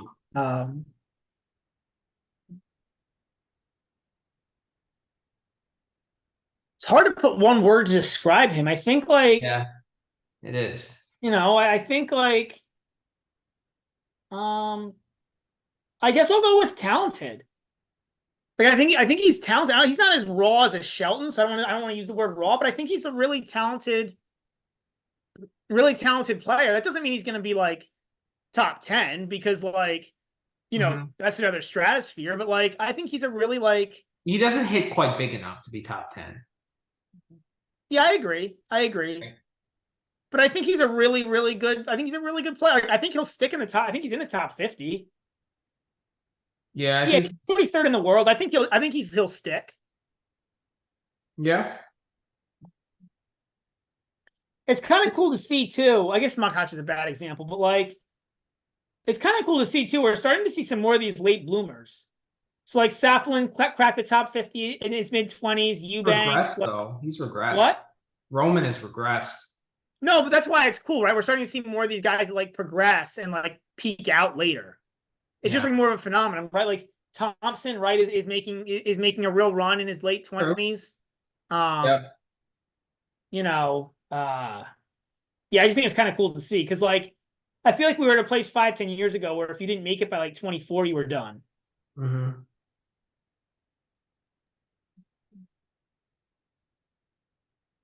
Yeah. Yeah, I think we hit on most of the guys we want to talk about. I think so too. I think we're good to move on to the next segment. Yeah. So as far as clay court betting strategies, is there anything that you also kind of learned the first week? Um, I think one thing I'll be looking at yeah. is, and I don't know how much I'll do it, but we'll have to see how many good opportunities there are for it. But looking at taking dogs to win 2-1. Because like I was looking at like the price, if you take like a guy and not like massive dogs, but like, taking like plus 150-ish dogs to win 2-1. Like the prices tend to be up in like the 4-1 to 5-1 range. So you get really good prices. Mhm. And like, I don't know, I feel like in the right spots, like especially on clay, like a lot of times if the dog's gonna win, they're not gonna win 2-0. Right? Like by virtue of being the dog. Like, again, it doesn't work in every matchup or with every Yeah. dog, but like, and it's certain matchups, right? Like you're in a fade guys who are bigger hitters, but maybe a little more out of shape.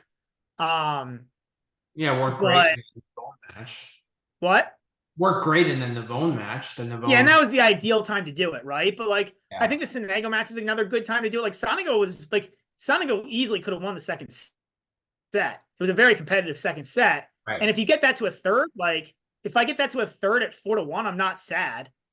Saigo might have the edge because like Berrettini coming off an injury, right? Like Yeah, I mean, more like I brittle. was looking at like the books, right? Like, so books generally like they have to be so like basically as the book, your main goal is not to allow for arbitrage, right? Or Mhm. not to allow for lines that allow people to arbitrage, meaning play both sides of a bet and win.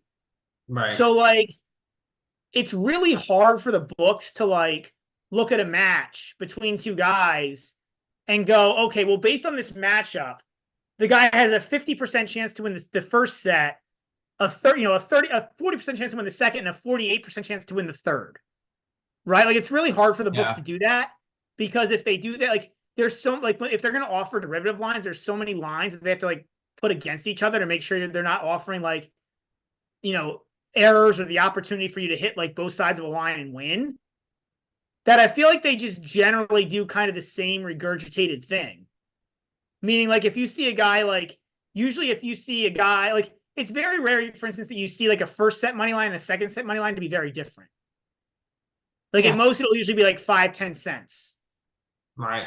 Right. Um, and and if you look, so for instance, like if you look at like the Navone versus Wawrinka match, like the imply, like it was like plus like 280 for Wawrinka to win 2-1, and like plus 380 for Navone to win 2-1, Yeah, you which means never the get the book is favorite at telling better you than plus what 300. You never get the favorite at better than plus 300 to win 2-1. you don't, and that's my point. It's like almost standard lines. Like they almost don't even think about it because like the implied odds on that line were saying that like Wawrinka is like 55% likely to win a third set against Navone if they split the first two sets. Like if you watch any tennis at all or just look at their ages, that just fundamentally doesn't make sense. Like if they split the first two sets, Wawrinka's not 55% likely to win the third. He's just not. Yeah, I laid the games with Wawrinka, but I knew he had to win two love. So your bet was, And that was fine. Like my take on that was like if you're gonna like actually I think you should have played the 2-love instead of laying the games. But like it was there were two ways to play that. Either you think Wawrinka's gonna smoke him 2-0, or you think Navone's gonna win, either money line or 2-1. But like and I saw the same thing with like I don't like I think like the way the book priced it up, like Sonego was 480 to win that 2-1 was the price I got was 480. Like you're telling me that but again, Berrettini was like 280 or 300 or something. Maybe it's a little higher than 300, but like it wasn't yeah. much. So again, you're telling me that like if it gets to a third set, Berrettini's 60% likely to win. No, it seems pretty 50-50. Exactly. Like and the books are just saying, okay, this guy's the favorite, so I need to put him at a lower price. but like they're not looking. I don't think there's that like level of intelligence in these derivative lines. So that's And something when you're betting that, you hope that the favorite wins the first set, actually. Because you need if you're betting the underdog to win 2-1, you want them to have the momentum going into the third set. Yeah, yeah. Right. So you actually ideally want the favorite to win the first set if you're betting that. So it gives you that almost that hedge in a way, right? Yeah. Whereas if you bet the money line, you basically need your guy to win the first set because then it's just such an uphill battle. Right? Yeah. I mean, and like you said, it's gotta be with certain guys. Like there's not there, it's not like I'm gonna do this every time, right? There are definitely guys like you don't want to bet like immature guys on this. You don't want to bet guys who have poor fitness. You don't want to bet against like a Corey on a third set, right? Like, but I think there's spots where it can be really valuable because I'm looking at like the books don't especially for these 250s and for these 500s, like the books are like they're using a lot of just algorithms to set the derivative lines. And again, it makes sense. Like they kind of have to, right? Like otherwise it's just like a nightmare for them. Yeah. Well, we'll go over the 6 matches and we'll see if there's any opportunity to grab the dog 2-1. Yeah. For me, I just think there's so much more value in taking 3 sets than the over on games, besides Hubie. Although there might be more value on the 3 sets, honestly, with the amount of times he goes 3 sets. But in general, I just think maybe not like Houston, for example, because Houston is just like a weird clay court tournament. But or some of the altitude play events, so you get like a Madrid or you get like that's true. A Kitchpool. If it's a sea level clay event, I think just the 3 sets are it's just so much more valuable. Other than that, I mean, I think you have to be more careful betting dogs because typically on clay, the slower the surface is, the better player typically wins, right? More.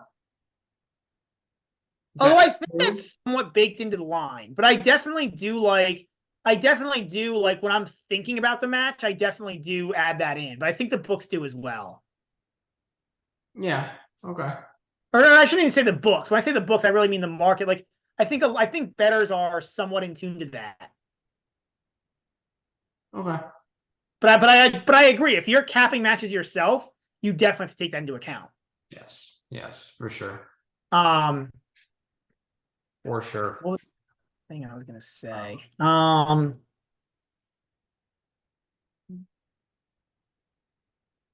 Obviously, but again, that's taken into account too. I'm trying to think of good strategy. I don't know if I have too many others. But those were a couple that I had. Mm-hmm. All right, let's get into the matches. Yep. All right, let's start in Estoril. We got 2 matches. So the first one, we got Christian Garin against Hubie Hurkacz. I wish we could play Guess the Lines. Can't hear. We will for the next match. Garin is a 3-game dog, plus 160 on the money line. Hubie's minus 195. The over-under is 23. Well, you know my play. If you've listened to the rest of this pod, do you have a play, Brad? Yeah, and I think you and I might be. I don't think you and I are going to be aligned, Okay. but I think we're going to be in similar ways here. So I guess I kind of wanted to talk this matchup a little bit because I think it's pretty relevant. So a few things I look at this. First of all, I heard a little bit of Garen's press conference today, or so his media talk, and he said that it's the first time that he's been pain free in a long time. Okay. Which I thought was interesting. Because I think it kind of because he had been in a really bad way. And I think it explains why he's playing well. I didn't see too much of the match with Borges. Did he actually play well, or just Borges played like crap? I honestly didn't see very much of the tennis match. I was watching other matches, but like I said, I was watching other matches. But I did see hear the press conference, Okay, after, like, that's interesting. it's and like we know Garin has talent, right? Like we know he's like, yeah. and he, to be honest, but he looked terrible up until this event. But like, so I'm kind of happy. And like, who knows if it's really true or not? But at least he's giving me a reason to believe that it's not just two random wins. Mm-hmm. And then I was looking at Hubie's stats on clay, and they are surprisingly poor. I'm gonna pull them up again. But what? They're very poor. Like I don't know them. I mean, poor for a top 10 player. They're not poor, but for a guy who's ranked in the top 10, they're poor. I mean, the surface does him no favors, right? Like it actually makes his surface. Oh, does him no favors. No favors. And like he just doesn't hit that big, so he can't win any free points. Like everything that Hubie is good at, the surface makes it worse. Right? Literally everything that he does. Yes. Yes. Yep. So it makes sense. So here, let me pull them up. Yeah. All right, I got them. Here are the service points 1 and return points 1 totals for Hubie in 2023 and 2023. 65% of service points 1 on clay, 35% return. So total of 100, total points 1 at 50%. 2022, 69% of serve, 37% return for 106 total, and 53% one.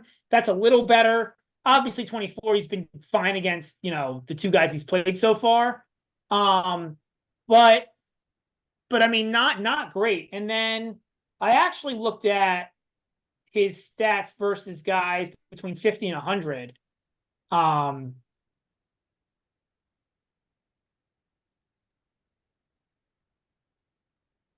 I looked at his stats between guys ranked 50 and 100.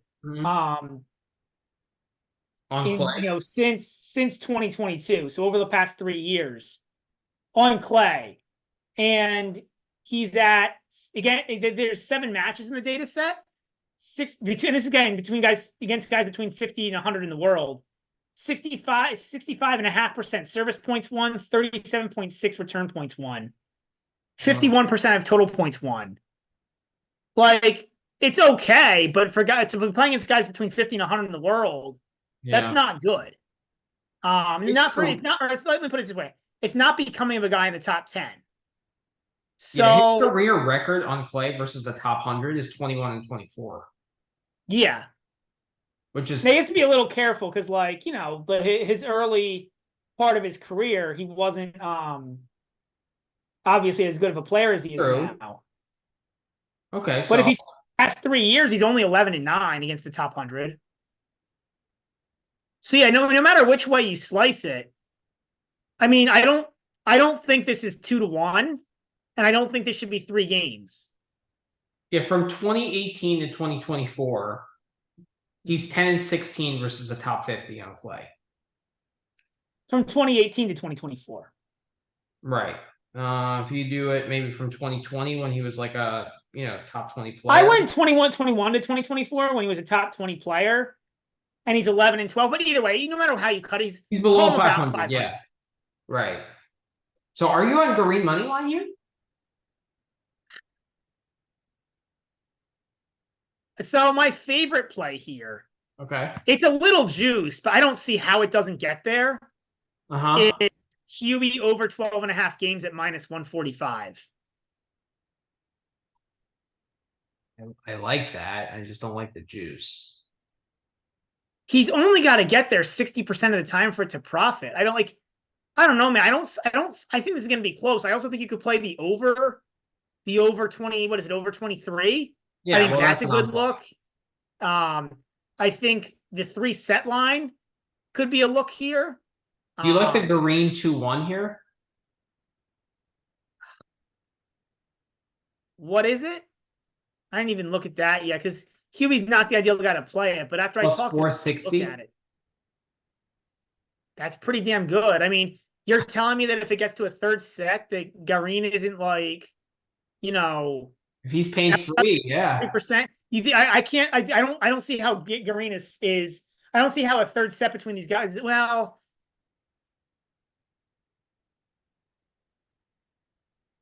I think I'm gonna hit that, man. That sounds really good good. look too. I mean, look, I think almost anything pro. This is really quickly becoming a pick your favorite pro green line. This is a slow clay court. Like I don't really see Yeah, why we would back how you can back Hubie here. I agree. And I think it's just inflating based on like his overall. I think this is looking at both players overall. Like there's two ways you could call this way, right? The one is to say that Hubie's still a top 20 player on clay. I can't agree with that, but you say Hubie's a top 20 player and he's a good player. Like I said, I don't agree with it, but I guess that would be one way you could logic it up. Played two really close matches with Choinsky and Lamas Ruiz. Like that should basically tell you everything. I think Green is better than both of those guys, especially if he's healthy. Yeah. I'm gonna hit the over 23 and I'm gonna hit the Green 2-1. Those are gonna be my two plays here. Yeah, like I said, I think my favorite play here is the Hubie over 12.5 because I don't see Green pulling this off in straight sets either. But yeah, I'm all over. We're aligned here in terms of being all over Green. I'll probably hit the. Actually, can you go back to that? What is Green? Yeah, that's right. Yeah, it's the plus 460. Yeah, I'm thinking about it. I think it's something you got to look at. Like Green's inconsistent enough. There's a pretty good chance with how many overs Hubie plays. There's a good chance this goes 3. Mm-hmm. And you mentioned before having to worry about a comeback with Hubie. It's not as bad. It's also going to be cool tomorrow in Estoril. It's 60 degrees Fahrenheit, whatever that is in Celsius. Which makes the conditions even slower, right? Which is even worse for Hubie. Yeah, it's supposed to be cloudy. So, like, there's nothing good about this match for Hubie. I mean, I'm probably, yeah. The question is, do I hit Green money line or do I go 2-1? I don't know. But I certainly don't think this is a runaway. You also could play Green on the handicap because we're talking about how much this isn't going to be a runaway for Hubie. Yeah, it's juiced though. At my +3 at -125. Yeah, it's pretty juiced. Yeah, I probably like the over, but I like Green here. However, it's really however you want to play Green. Mm-hmm. Yeah, I mean, I'm doing my Hubie experiment with the over, and then I think this is a good match to do it. Yeah, and I love that 2-1 price. Like we talked about the dog 2-1s. Like I think this is a great opportunity to hit that. Yeah. I got to think about it a little bit more when it comes to the 2-1, but I definitely like. I don't think I think Hubie should be favored, but I think this is way too far. Like honestly, I could see an argument for making Hubie like as low as like a -130 plus or like a -130 to -150 range. Yeah, maybe -150. I mean, like, look, Green, like he's had 2 good wins. Like he has. I know. I was gonna say that's the other thing is how much do you trust Christian Garin? Yeah. Like I got to see a little bit more from Green before I'm like, oh yeah, I'm gonna start packing him. But I mean, it's more a fade on Hubie, honestly. Next match. Here's another interesting fact about Green. Yep. He's 11-3 in his career in semis and finals. Interesting. 11-3. Yeah. All on clay. Interesting. It's a good stat. Yeah. I didn't realize he had made so many. So sounds like something I'd expect from Born Klaus. From Born Yeah. Yeah. But again, actually, Green fits that mold though. He does. Like he's good. When he's not good, he's not good. Yeah. That's true.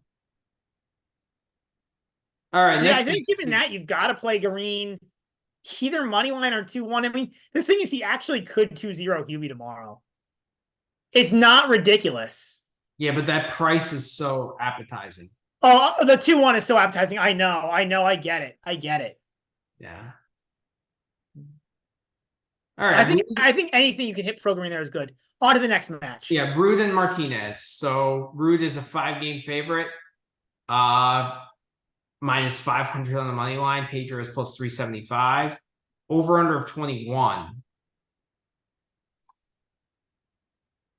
This is interesting because Pedro's had a really good run as of late. Like he won the Challenger in Girona, and then he's translated it to this event really well.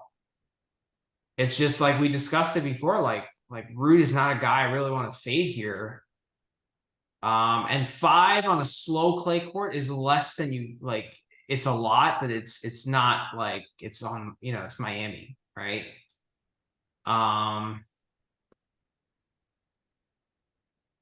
It looks to me about right, to be honest. Yeah, I think it's damn close. I agree. I'm tempted to play Ruud, man. Or maybe play the under 21. But Ruud's not a great guy to play unders with, even on clay. But it is going to be like slower tomorrow. I just don't see like what does Martinez do to beat a top 20 guy? And Ruud, by the way, is much higher than top 20. But I'm just saying, like, what does Martinez do to beat like top players? Yeah, what's his record against top? 1-8 against the top 20 in his career, which is what you would expect. And what's the one win? RBA and Kitzbühel. In RBA's, in a first round match or in a second round match.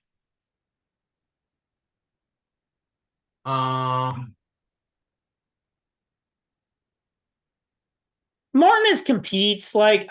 Was he like in those matches against the top 20? Was he covering 5-game spreads?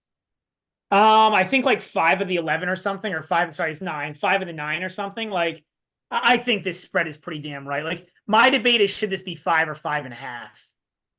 And I would say like the reason why I would get like a little more excited about maybe playing what you're getting an unjuiced 5. Yeah, and it's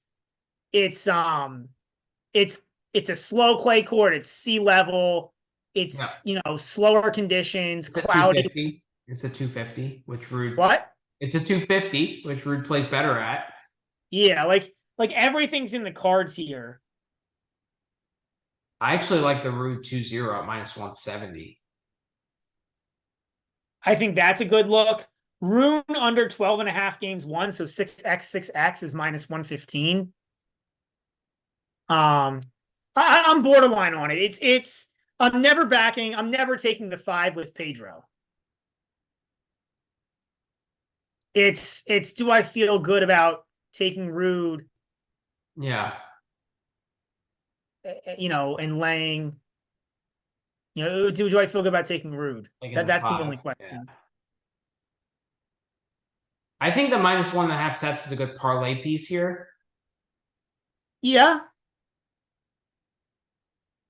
Actually, I just don't know with these conditions and specifically these players, like especially Martinez, if it really ever how often does it really get to 21 in 2 sets? Like is Martinez really keeping it competitive for 2 sets? I don't think so. How about the Ruud under 12.5 at minus 120? Well, that's what I said before. I saw seen before at minus 115, but yeah, that's the 6x I was talking about. I think that could be a look. Like, I don't think there's a ton of value here in this match in general. But I think if you're gonna play it, you're gonna play it in a pro Ruud way. I got to think about it a little bit more. This isn't going to be a multi-unit play. It's a 1-unit play max. I agree. I think the 5 is an accurate line. I really do. Yeah, like I said, my question is should be 5 or 5.5. It's definitely 5 is probably pretty close. All right, let's play guess the lines with the Marrakech lines. Well, you can go ahead because I've already seen them, so you can go ahead. Oh, okay. So what's the first match? Carballo's the first match is RCB. It is. Yeah. Give me a second. It is RCB and Kotov.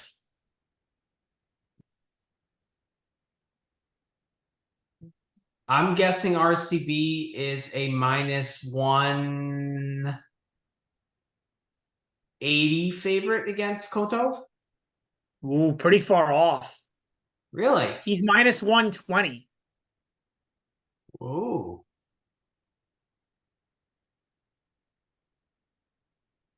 I guess I'm gonna take RCB on the money line.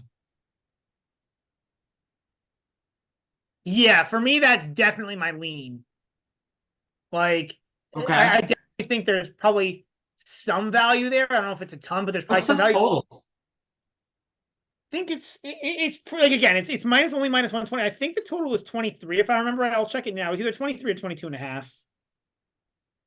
Because again, when the lines are this, Yeah, when the that match is close. when they price it up as a pick, right? They're gonna put the over under higher just because the chances are higher of it going 3 sets. Yeah, but then I think it's better to play the three. I mean, this is a match I'd rather play the 3-set line if you're going to play the over. Yeah, I think the 3 set line could be really good here too. But what If is you're it? looking for an angle. Plus 125? I'm looking it up now. I think that's where it was last time I had checked, but I'm just seeing if it's moved at all.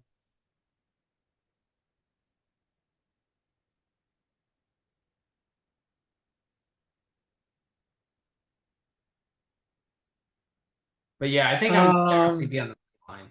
Like What'd you say? I'm not taking much stock into the Koto win against Fonini. Oh, I'm taking any stock into that. It's Yeah. 130. It's up to 130 for the 3 set line. And the over under is the standard 22 and a half. Okay. I mean, those are probably my two favorite lines, the 3-set and the RCB money line. That's probably where I'm leaning. It's another hot day tomorrow. Is RCB a favorite in your eyes if this gets to a 3rd set? Yes. Because RCB's 330 to win 2-1, Kotov's 370. I don't think there's much value on either of those. Yeah, probably not.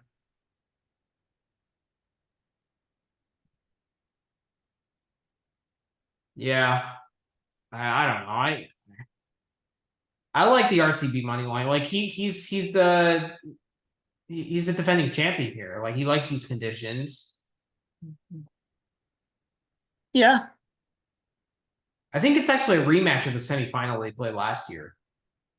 I think it is. They definitely played once. And I think RCB won in 3. Oh, no, sorry. They played in 22 Madrid Challenger and RCB won in 3. Okay. That's too long ago. It doesn't, you can't really take any stock into that. I thought they played here last year, but I guess I'm wrong. Yeah, I'm leaning RCB. I talked it up in my video pre-tournament, but it was tough because another thing I was gonna have when we get to betting, talking about betting strategies quickly is especially for these smaller clay 250s, like this week, the futures were all over the place depending on book. Mm-hmm. Like all over the place. Like there were books that had I found a Yaron at 40 to 1 to win Houston. And I hit it, which I don't know. I just thought it was too good of a price. Like Yaron's too good of a player in a tournament without a favorite to not take 40 to 1 there. Yeah. But then there were other books where it was like 10 to 1. Jerry was like 15 to 1 on some books and like 5 to 1 on others. So where I'm going with this is I found a 22. So Bovada had a 22 to 1 on RCB to win. Mm-hmm. So I did that. So I'm riding that. Okay. So I might just ride it. Like I already have chips in the pot. I might take the RCB money line, but to me, that's the debate here. I mean, that's a good price. You know, RCB as defending champion, like he's won here before.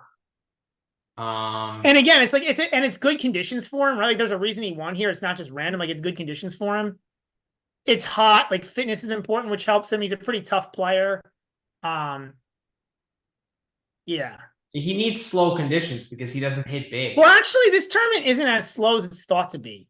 Like when it's not raining, when it gets hot, it's actually pretty quick because there is altitude. Quick. The courts dry up super quick here, right? Exactly. So and it's been so hot. It's been in the 90s all week. Right. And it's in the 90s again tomorrow. Okay. So the yeah. Huh. So yeah, I the more we talk through it, the more I like RCB at -120, man.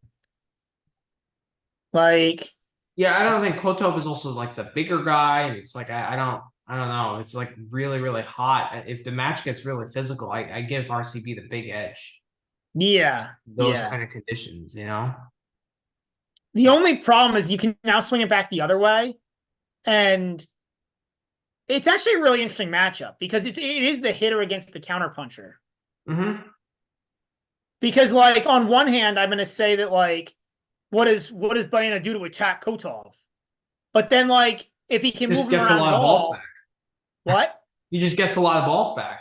No, but he also actually plays pretty smart tactics. He's a decent volleyer. He hits a decent number of drop shots on the clay. Like he can move Kotov around and make him do some things. Like that would be the way he could attack. Yeah, I think he can utilize the drop shot. I think he has to expose Kotov's movement in some way, right? Yeah. But yeah. I mean, if they get into a hitting contest, Kotov's gonna win, right? So like But they won't. They won't. Like Baena, I mean, RCB's played enough tennis to know that like he can't win. Like, and he doesn't get into hitting contests, right? Like he's usually pretty good about that. Yeah, I agree with that. I'm just gonna hit. I think I'm just gonna hit the RCB money line at -120. I think that's gonna be. I mean, usually when matches are near a pick like this, I find that's the only line really worth hitting.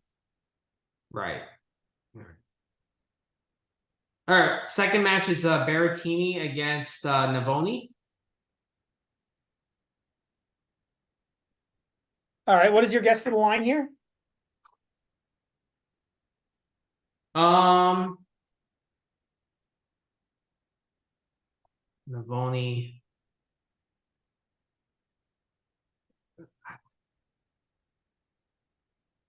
The books love giving Berrettini a good line. I feel like Berrettini is like a -220 favorite. You get a gold star. Really? Is that spot on? It's spot on. Wow. Okay. Jeez. And Navoni's what, like +160? 180. 180.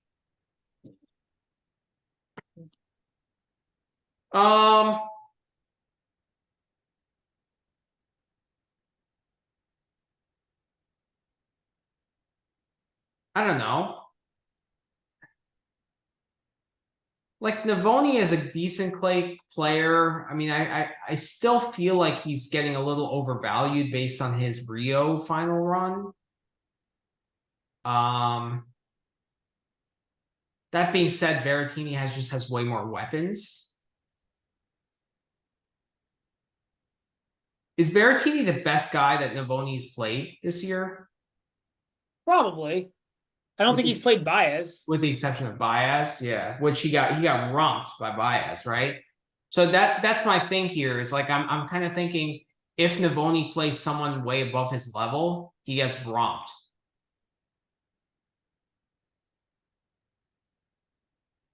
You know what I mean? Yeah. Yeah. I mean, he beat Coria, who had been playing well. He beat Nori. But Coria was just coming off a good week the prior That's week. fair. That's fair. Right? Like, so that was a quick turnaround. Yeah. I'm not taking too much stock into that. I'm tempted to lay the games with Berrettini here. Like, that's my lean. Just because, like, I don't know what Navoni does if he's overmatched.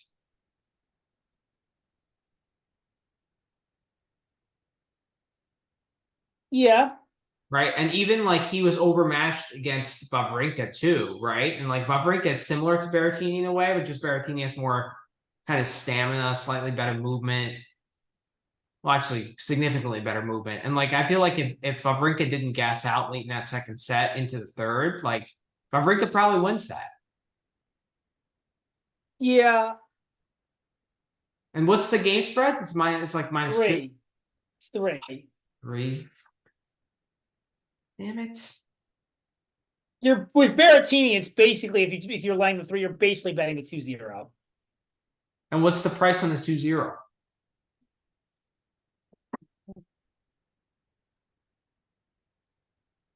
Minus It'll probably 1. be like plus 120 or something, but I'll give you the option. Oh, okay. It's plus 120. I'll probably hit that. It's plus 120. Plus 120? I'll probably hit that. What's your take on this matchup? So it's supposed to be hot again in Marrakech tomorrow. I mentioned that before. It's supposed to be like in like the 90s in terms of temperature. I think the high is like 93 or something. I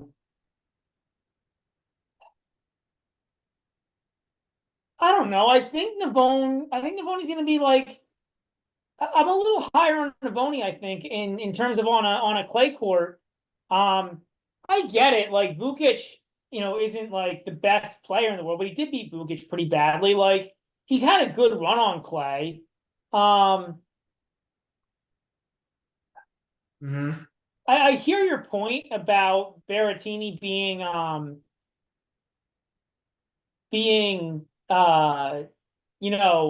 just like potentially just overpowering Navoni. Yep. I'm looking at something here.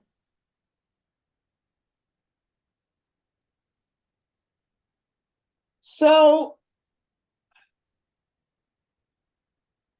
Berrettini's played 12 matches on clay since 2022. Or sorry, yeah, 12. No, 12? No, more than that. Sorry, 10. Yeah, it's 2, 5, 6, 8, 11. He's played 11 matches.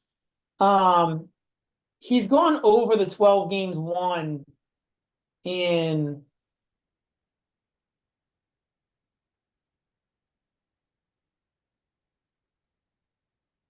I guess only 6 of the 11. But he did lose a set to Munar. He did go 6-3, 7-6 against Sonego. I've gone Berrettini to win over 12.5 games.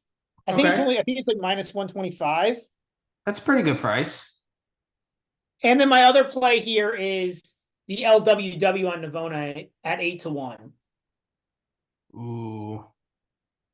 Berrettini has decent fitness. Like it's more a fluke injury that causes Berrettini to withdraw. It's not fitness.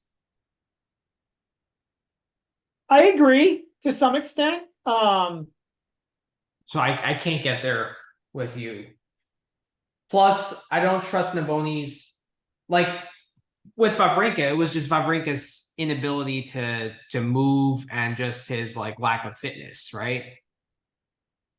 If Berrettini is healthy and like Navoni loses the first set, I can't see what he would do to adjust.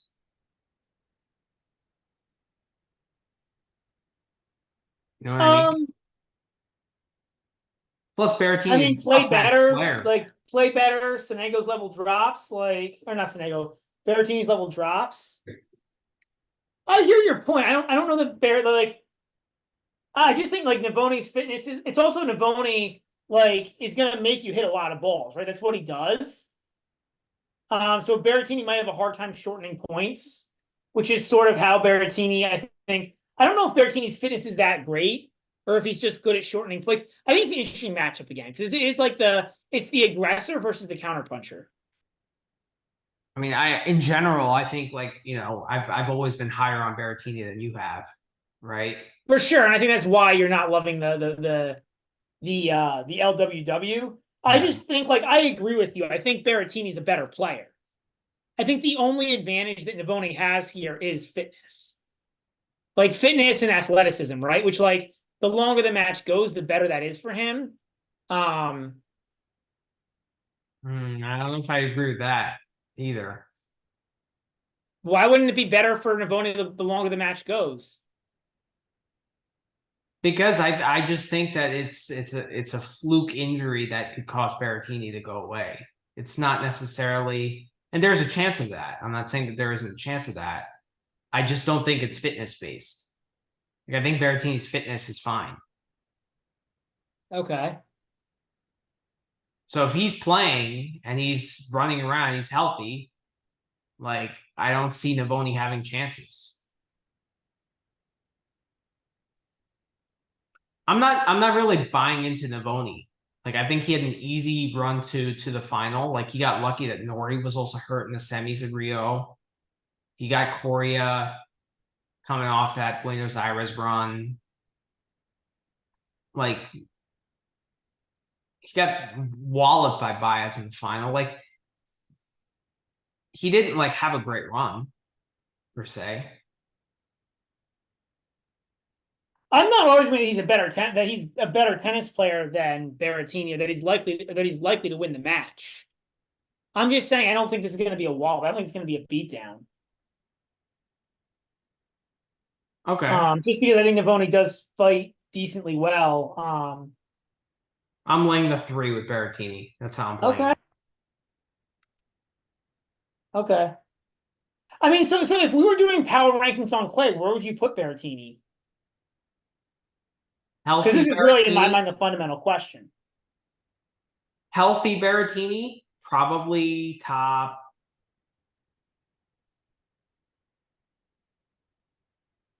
15 to 20. Yeah, okay, that makes sense then. Okay. Okay. Yeah. Yeah, I disagree, but okay. I mean, that Healthy makes sense. Berrettini. Like the reason why I'm not like all on him in this match, I will be, but like in other matches, like versus Sonego, for example, in the first match this week was the health was still a question mark. But now that he's got through 2 matches and looks pretty good, like now I'm starting to I'm gonna be backing him. Okay. All right. Yeah, I mean, like, I think the take makes sense. Like, um, yeah, I think the take makes sense. Yeah. Mm-hmm. It's All right. just, So it's really a matter of like, Berrettini's a really hard time to judge because, like, so the data actually would back you up. Like, the data says he's fantastic. mhm. That he's basically where he was before. That his only problem is that he basically can't play tennis anymore. Yeah, but But it's fluky stuff. Like he's just been very also unlucky. well, is it fluky though, or is it like is it a fit? If you're injured over and over and over again, is it a fit? Is it It's a you just issue or is it a it's fluke just issue? he's brittle, but I feel like if he has one of those fluky thing or if he gets hurt, he's just gonna have to retire. And then your bet is void anyway. That is fair. That is fair. Like Well, look, it's not like he's he gonna did play through retire. the what was it, the vertigo issue he had against Murray when he was fainting on the court. He played through that. Yeah, but how often is that gonna happen? Not that often, but I'm saying like it's not like he's like he may That could retire. happen to anyone. He also did that annoying retirement against Rune. So like it could go either way. I hear you. Mhm. All right, so the we got a Shelton Etch line, but there's only money line and like player totals. There's not too many lines up yet. What's your guess on the money line there? I mean, I looked at it, so I already put a bet on this. I got Etch at even money. Is it still there? It is. I'm all over Etch here at even money. Like I think that should be. I think that should be a slight favorite. Shelton hasn't looked particularly great in his first 2 rounds. Like there's a lot of hype because he won, but I wouldn't say he's looked great. I'd agree with that. I mean, he beat Nakashima, but like that was mostly because Nakashima was. I mean, he outplayed Nakashima too, but like that's not that exciting of a win. And then This he is just like what makes me hesitate is that Shelton's just so much better of an athlete than Etch. And like I get it. Etch is a way better clay court player. He's way more experienced on clay. But it's basically pick, right? So does that negate the athleticism component? The fact that Etch is better on more comfortable on the surface. When it's not a true clay, as you said. But the movement is more clay-esque. Yeah. Like I think like this court really favors like the guys who wouldn't be good here are like the RCBs or the Koreas of the world. Right? But like the prototype for this tournament is guys who can hit. Mm-hmm. And like Etch can certainly hit. He made the final here last year. It's a good tournament for him. So how about the Etch 2-1 at plus 340?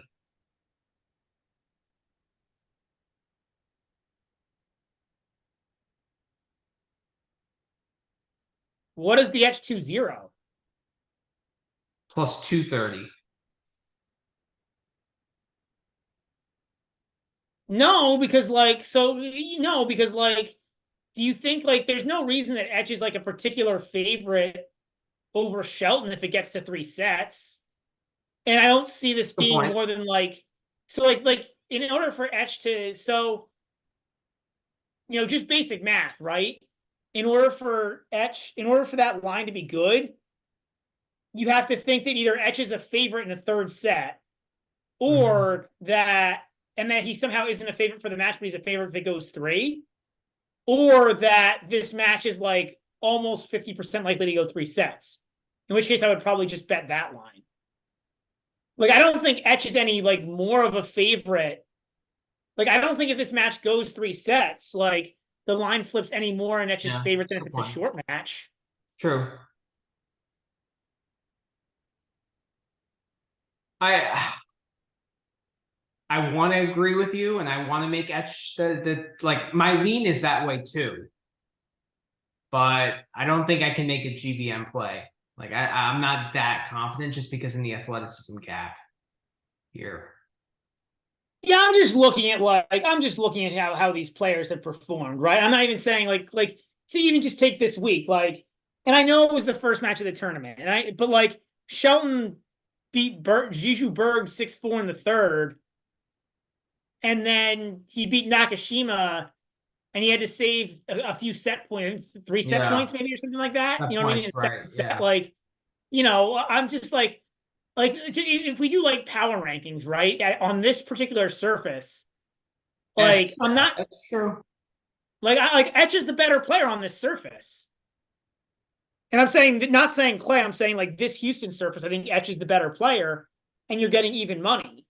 I agree with you, there's an athleticism gap, but I think the experience gap, well, again, on this surface, for me, trumps that. I'm probably gonna hit it, but it's gonna be a 1 to 1.5 unit play. It's not gonna be a 2 unit. Fair enough. That's kind of what I'm leaning here. Like there's certainly an athleticism gap. But also, when it comes to the athleticism gap, like it matters less on clay than any other surface. True. Especially for these two guys, where it's not going to be like a dinky dunky kind of match. Right. Yeah. I don't know. I'm also still a little concerned about Etch. Like I'm not. I love him as a player. I just don't think he's all the way back. Like he had that injury, and then he didn't look good against Murray in Miami. And then he's beat Galan and Mo, right? 2 guys that don't hit that big, who really can't put significant pressure. And Galan was up a break in the second. So I'm not like fully sold on his form yet. That's another reason. Yeah, I guess like, but honestly, like 4-4 is that's a pretty big margin of victory in tennis. But he was up a break, Galan, and then like okay, it's not like broke him twice. It's not like Etch dominated that from start to finish. And they played in Buenos Aires, and I think it was like 3 love. So like I'm just saying I don't think his form is like quite back to where like peak etch form, you know? Like peak etch form was like near the top 30. Oh no, on clay, I think peak etch form was top 20. I mean, he made the quarters Roland Garros, didn't he? Right. Right. True. Yeah. All right. I'm on etch here, but it's not like I can't go GBM yet. So Okay, I love etch here. Like this is that's probably my favorite. Like it's favorite play. I wish I was it's probably close with the Hubie Garin with back and Garin. Like I really love the back and Garin against Hubie, and I really like this play with etch. Those are my two favorite plays. The Navone play is like much more shady to me. Okay. Rank my plays.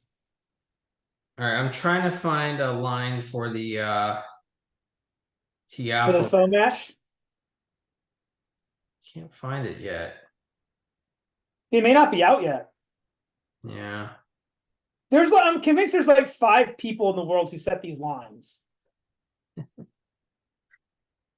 then Check. all the books just wait because like those 5 people probably went to bed early after the match. Could be.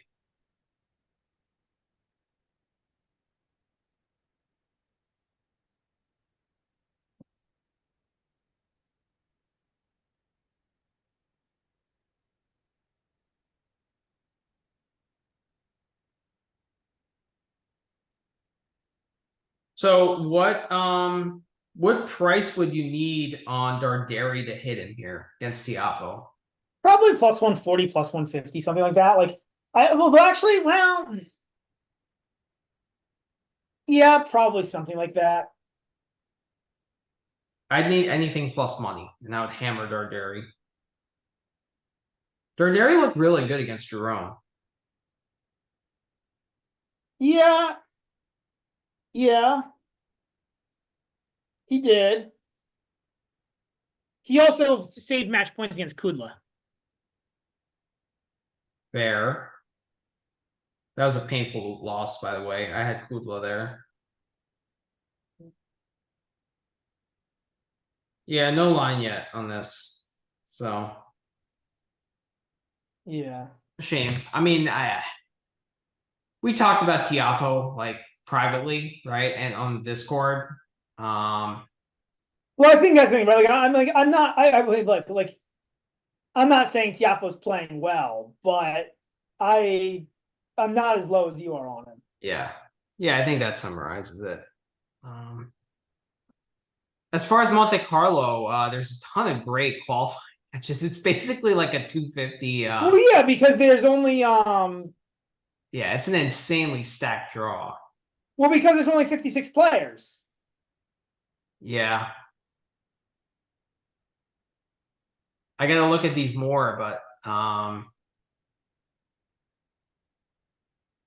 I'm sure I'm gonna like something here. Did you go through them? I did not. I did not. Ooh, Munar minus 2.5 against Bodic actually looks appetizing. That was really appetizing. I like O'Connell minus 1.5 against Martyrer. I don't love O'Connell on super slow conditions on super slow play. It's actually not bad on play. But it's a surface transition for him, whereas Martyr played a match, so I'm going to probably stay away there. Van Ash minus 115 against Altmaier. Altmaier has looked really bad, actually, recently. Yeah. Ooh, Cazot I mean, minus my one. favorite pick so far looking at these is Munar. Is there anyone that you would back Dominic Thiem against right now? Oh, yeah. I mean, if I had to bet him against Gasquet again, I would. I wouldn't. That was such a stay away match for me. I'm gonna bet Cazot at minus 110 here against Dominic Thiem. Team just looks awful. Wow, Sonigo and Fonini are playing in they played both in Marrakech today, and they have to fly to Monte Carlo and play tomorrow in qualies. The problem is it looks like that line is taken into account because I'm not sure Sonigo should be a 4-game favorite against anybody. Like just with his style, right? Like regardless, like you know what I mean? Like You're with right. his style, like he's so likely to just like lose a set for no reason. That has underwritten all over it. Oh, not to me, man. No?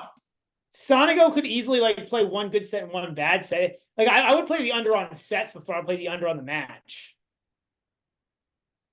Okay. Like what's the under 8.5 in the first set? That's a good play. Plus 225. It's an okay price. That's a fun bet though. It is.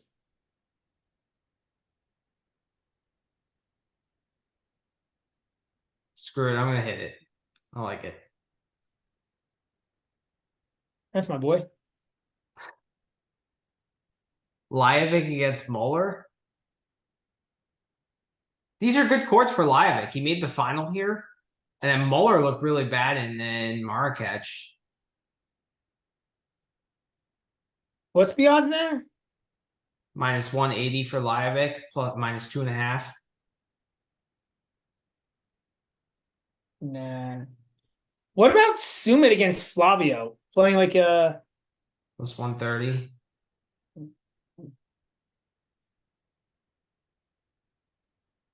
I actually like Pui against Nardi. Pui money line, plus 120. I can't put a finger on one Pui. I just think Nari's getting overhyped slightly because of that Djokovic win.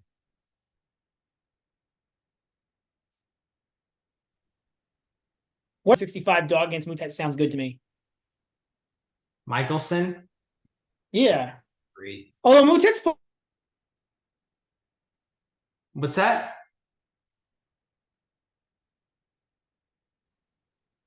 What was that? I lost you. weird. Do you hear me now? Yeah. Mutet is playing a lot better the past month or two. Yeah, but then he lost the set in the break to he was up a set against Nagal Sumit. And didn't he have like a total meltdown on the court? You hear about that? Yeah. He like tossed like 4 rackets or something. He just completely melted down. Yeah, but that's what happens when you lose in qualifying as a 24-time Grand Slam champion. Like that's not acceptable. Actually, I think he's 26. Yeah. Ooh, should Rinderknecht be a 6-game favorite against anyone?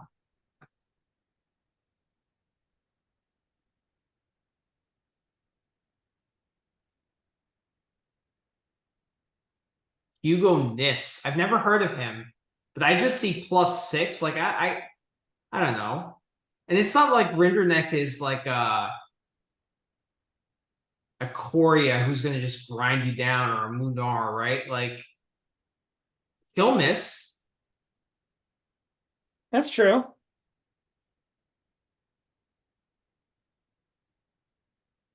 It's hard for me to play a guy who I've never seen play, but like I definitely lean to +6.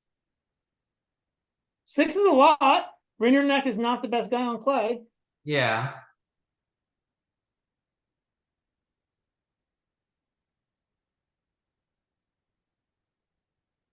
Yeah, I like the Michelson one. It's really good.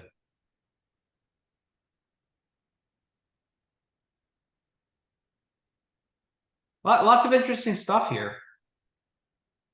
Yeah. All right, so are we doing a GBM play? Well, what are the plays that you have? I got the Etch money line, but not as confident as you are. I got the RCV money line. You want to do that?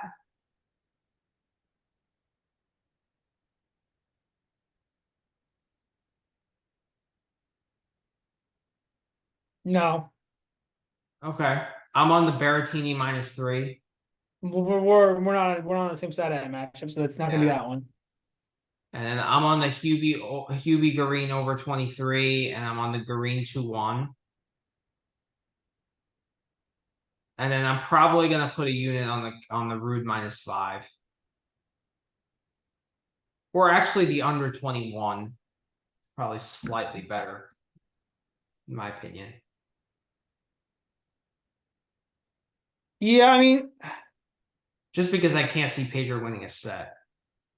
the one I would get, I know you don't like it because it's too juiced, but the one I would play here as a is the Hubie over 12.5 as a GPM play. I don't know that anything else here I particularly.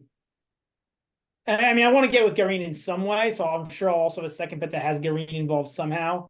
But yeah. Okay. What is the first set over 10.5 games in Garin versus Hubie? Plus 190. Over 10.5? Yeah. Be a good look. I feel like plus 200 or better. You like what? For over 10.5 on clay, I want plus 200 or better. Fair enough. I ignore a little bit more when it's Hubie.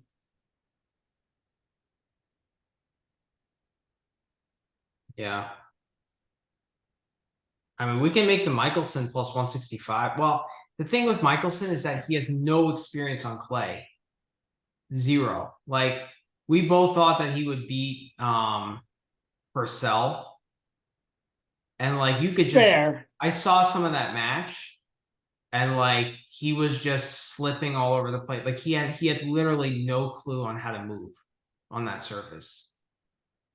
So Yeah.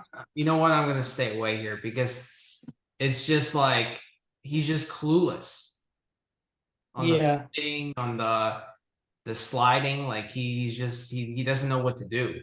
He's just too inexperienced. Makes sense. And he's not a good athlete. He's kind of heavy footed, right? Like he's actually a very, very smart tennis player, but he's very like he just looks uncoordinated. I would just say he's not athletic. Yeah. Yeah, Hugo Nice is not he's not even ranked anymore. Yeah. He's 32 and he hasn't played an official match since. Does he play doubles? Is Hugo Nice mostly a doubles player, maybe? Is he might from be a doubles Monaco? player. Is that why? Is that why? What? Is he from Monaco? He is, Okay. but he might be a doubles player because he hasn't played an official singles match in 6 months. Okay.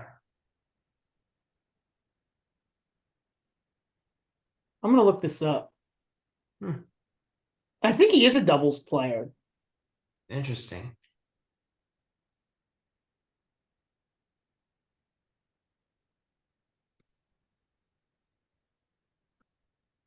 All right. I have a bunch of qualifying plays though. I'm gonna play the set one under 8.5 in Sonigo Fonini at plus 225. I'm gonna play the Munar minus 2.5 against VDZ. I'm gonna play the Pui money line against Nardi. I'm gonna play the Ash money line against Altmaier. I'm playing the Kazo money line against Team.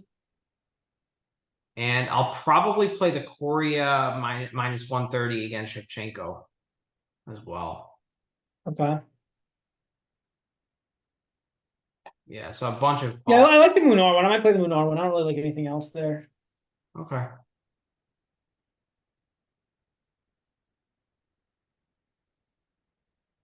I might play the Sumit Kaboli 3-set line. That seems good. Okay. Plus 135. I think I'm going to hit that. So I was looking up Hugo Nice. He's a top 25 doubles player. Okay.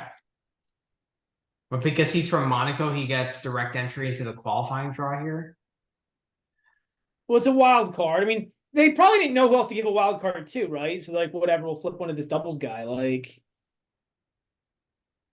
sometimes that happens, right? Where somebody gets in because especially into the qualifying because like, or maybe somebody pulled out and they needed to find somebody. Maybe. Like remember when they did that and they found that Pekatich guy? They randomly pulled that Pekatich guy who like they didn't play anymore until I think it was like Delray Beach and he beat Jack Sock. Oh yeah, I remember that. Like, yeah. And Pekatich was a real player at one point. And he had played for like University of Virginia and he had played, at some level. So it wasn't like he had never played tennis in his life. But like, my point is like these tournaments, like if they need to fill out the field, like they'll find somebody. Yeah, they will. They will. All right. Well, that does it for this pod. So we'll be back with a Monte Carlo preview, probably either Sunday or Monday, right? Yep. It'll be a little late. We'll definitely post our futures plays, but you know, it's a Masters 1000, so we gotta be back for another pod, right? Yep. Yeah, for sure. For sure. We'll do a midweek pod, probably like Wednesday or something. Yeah, definitely. All All right. right, guys. Peace out. Yep. See you, Great everybody. to be back. Take care, guys.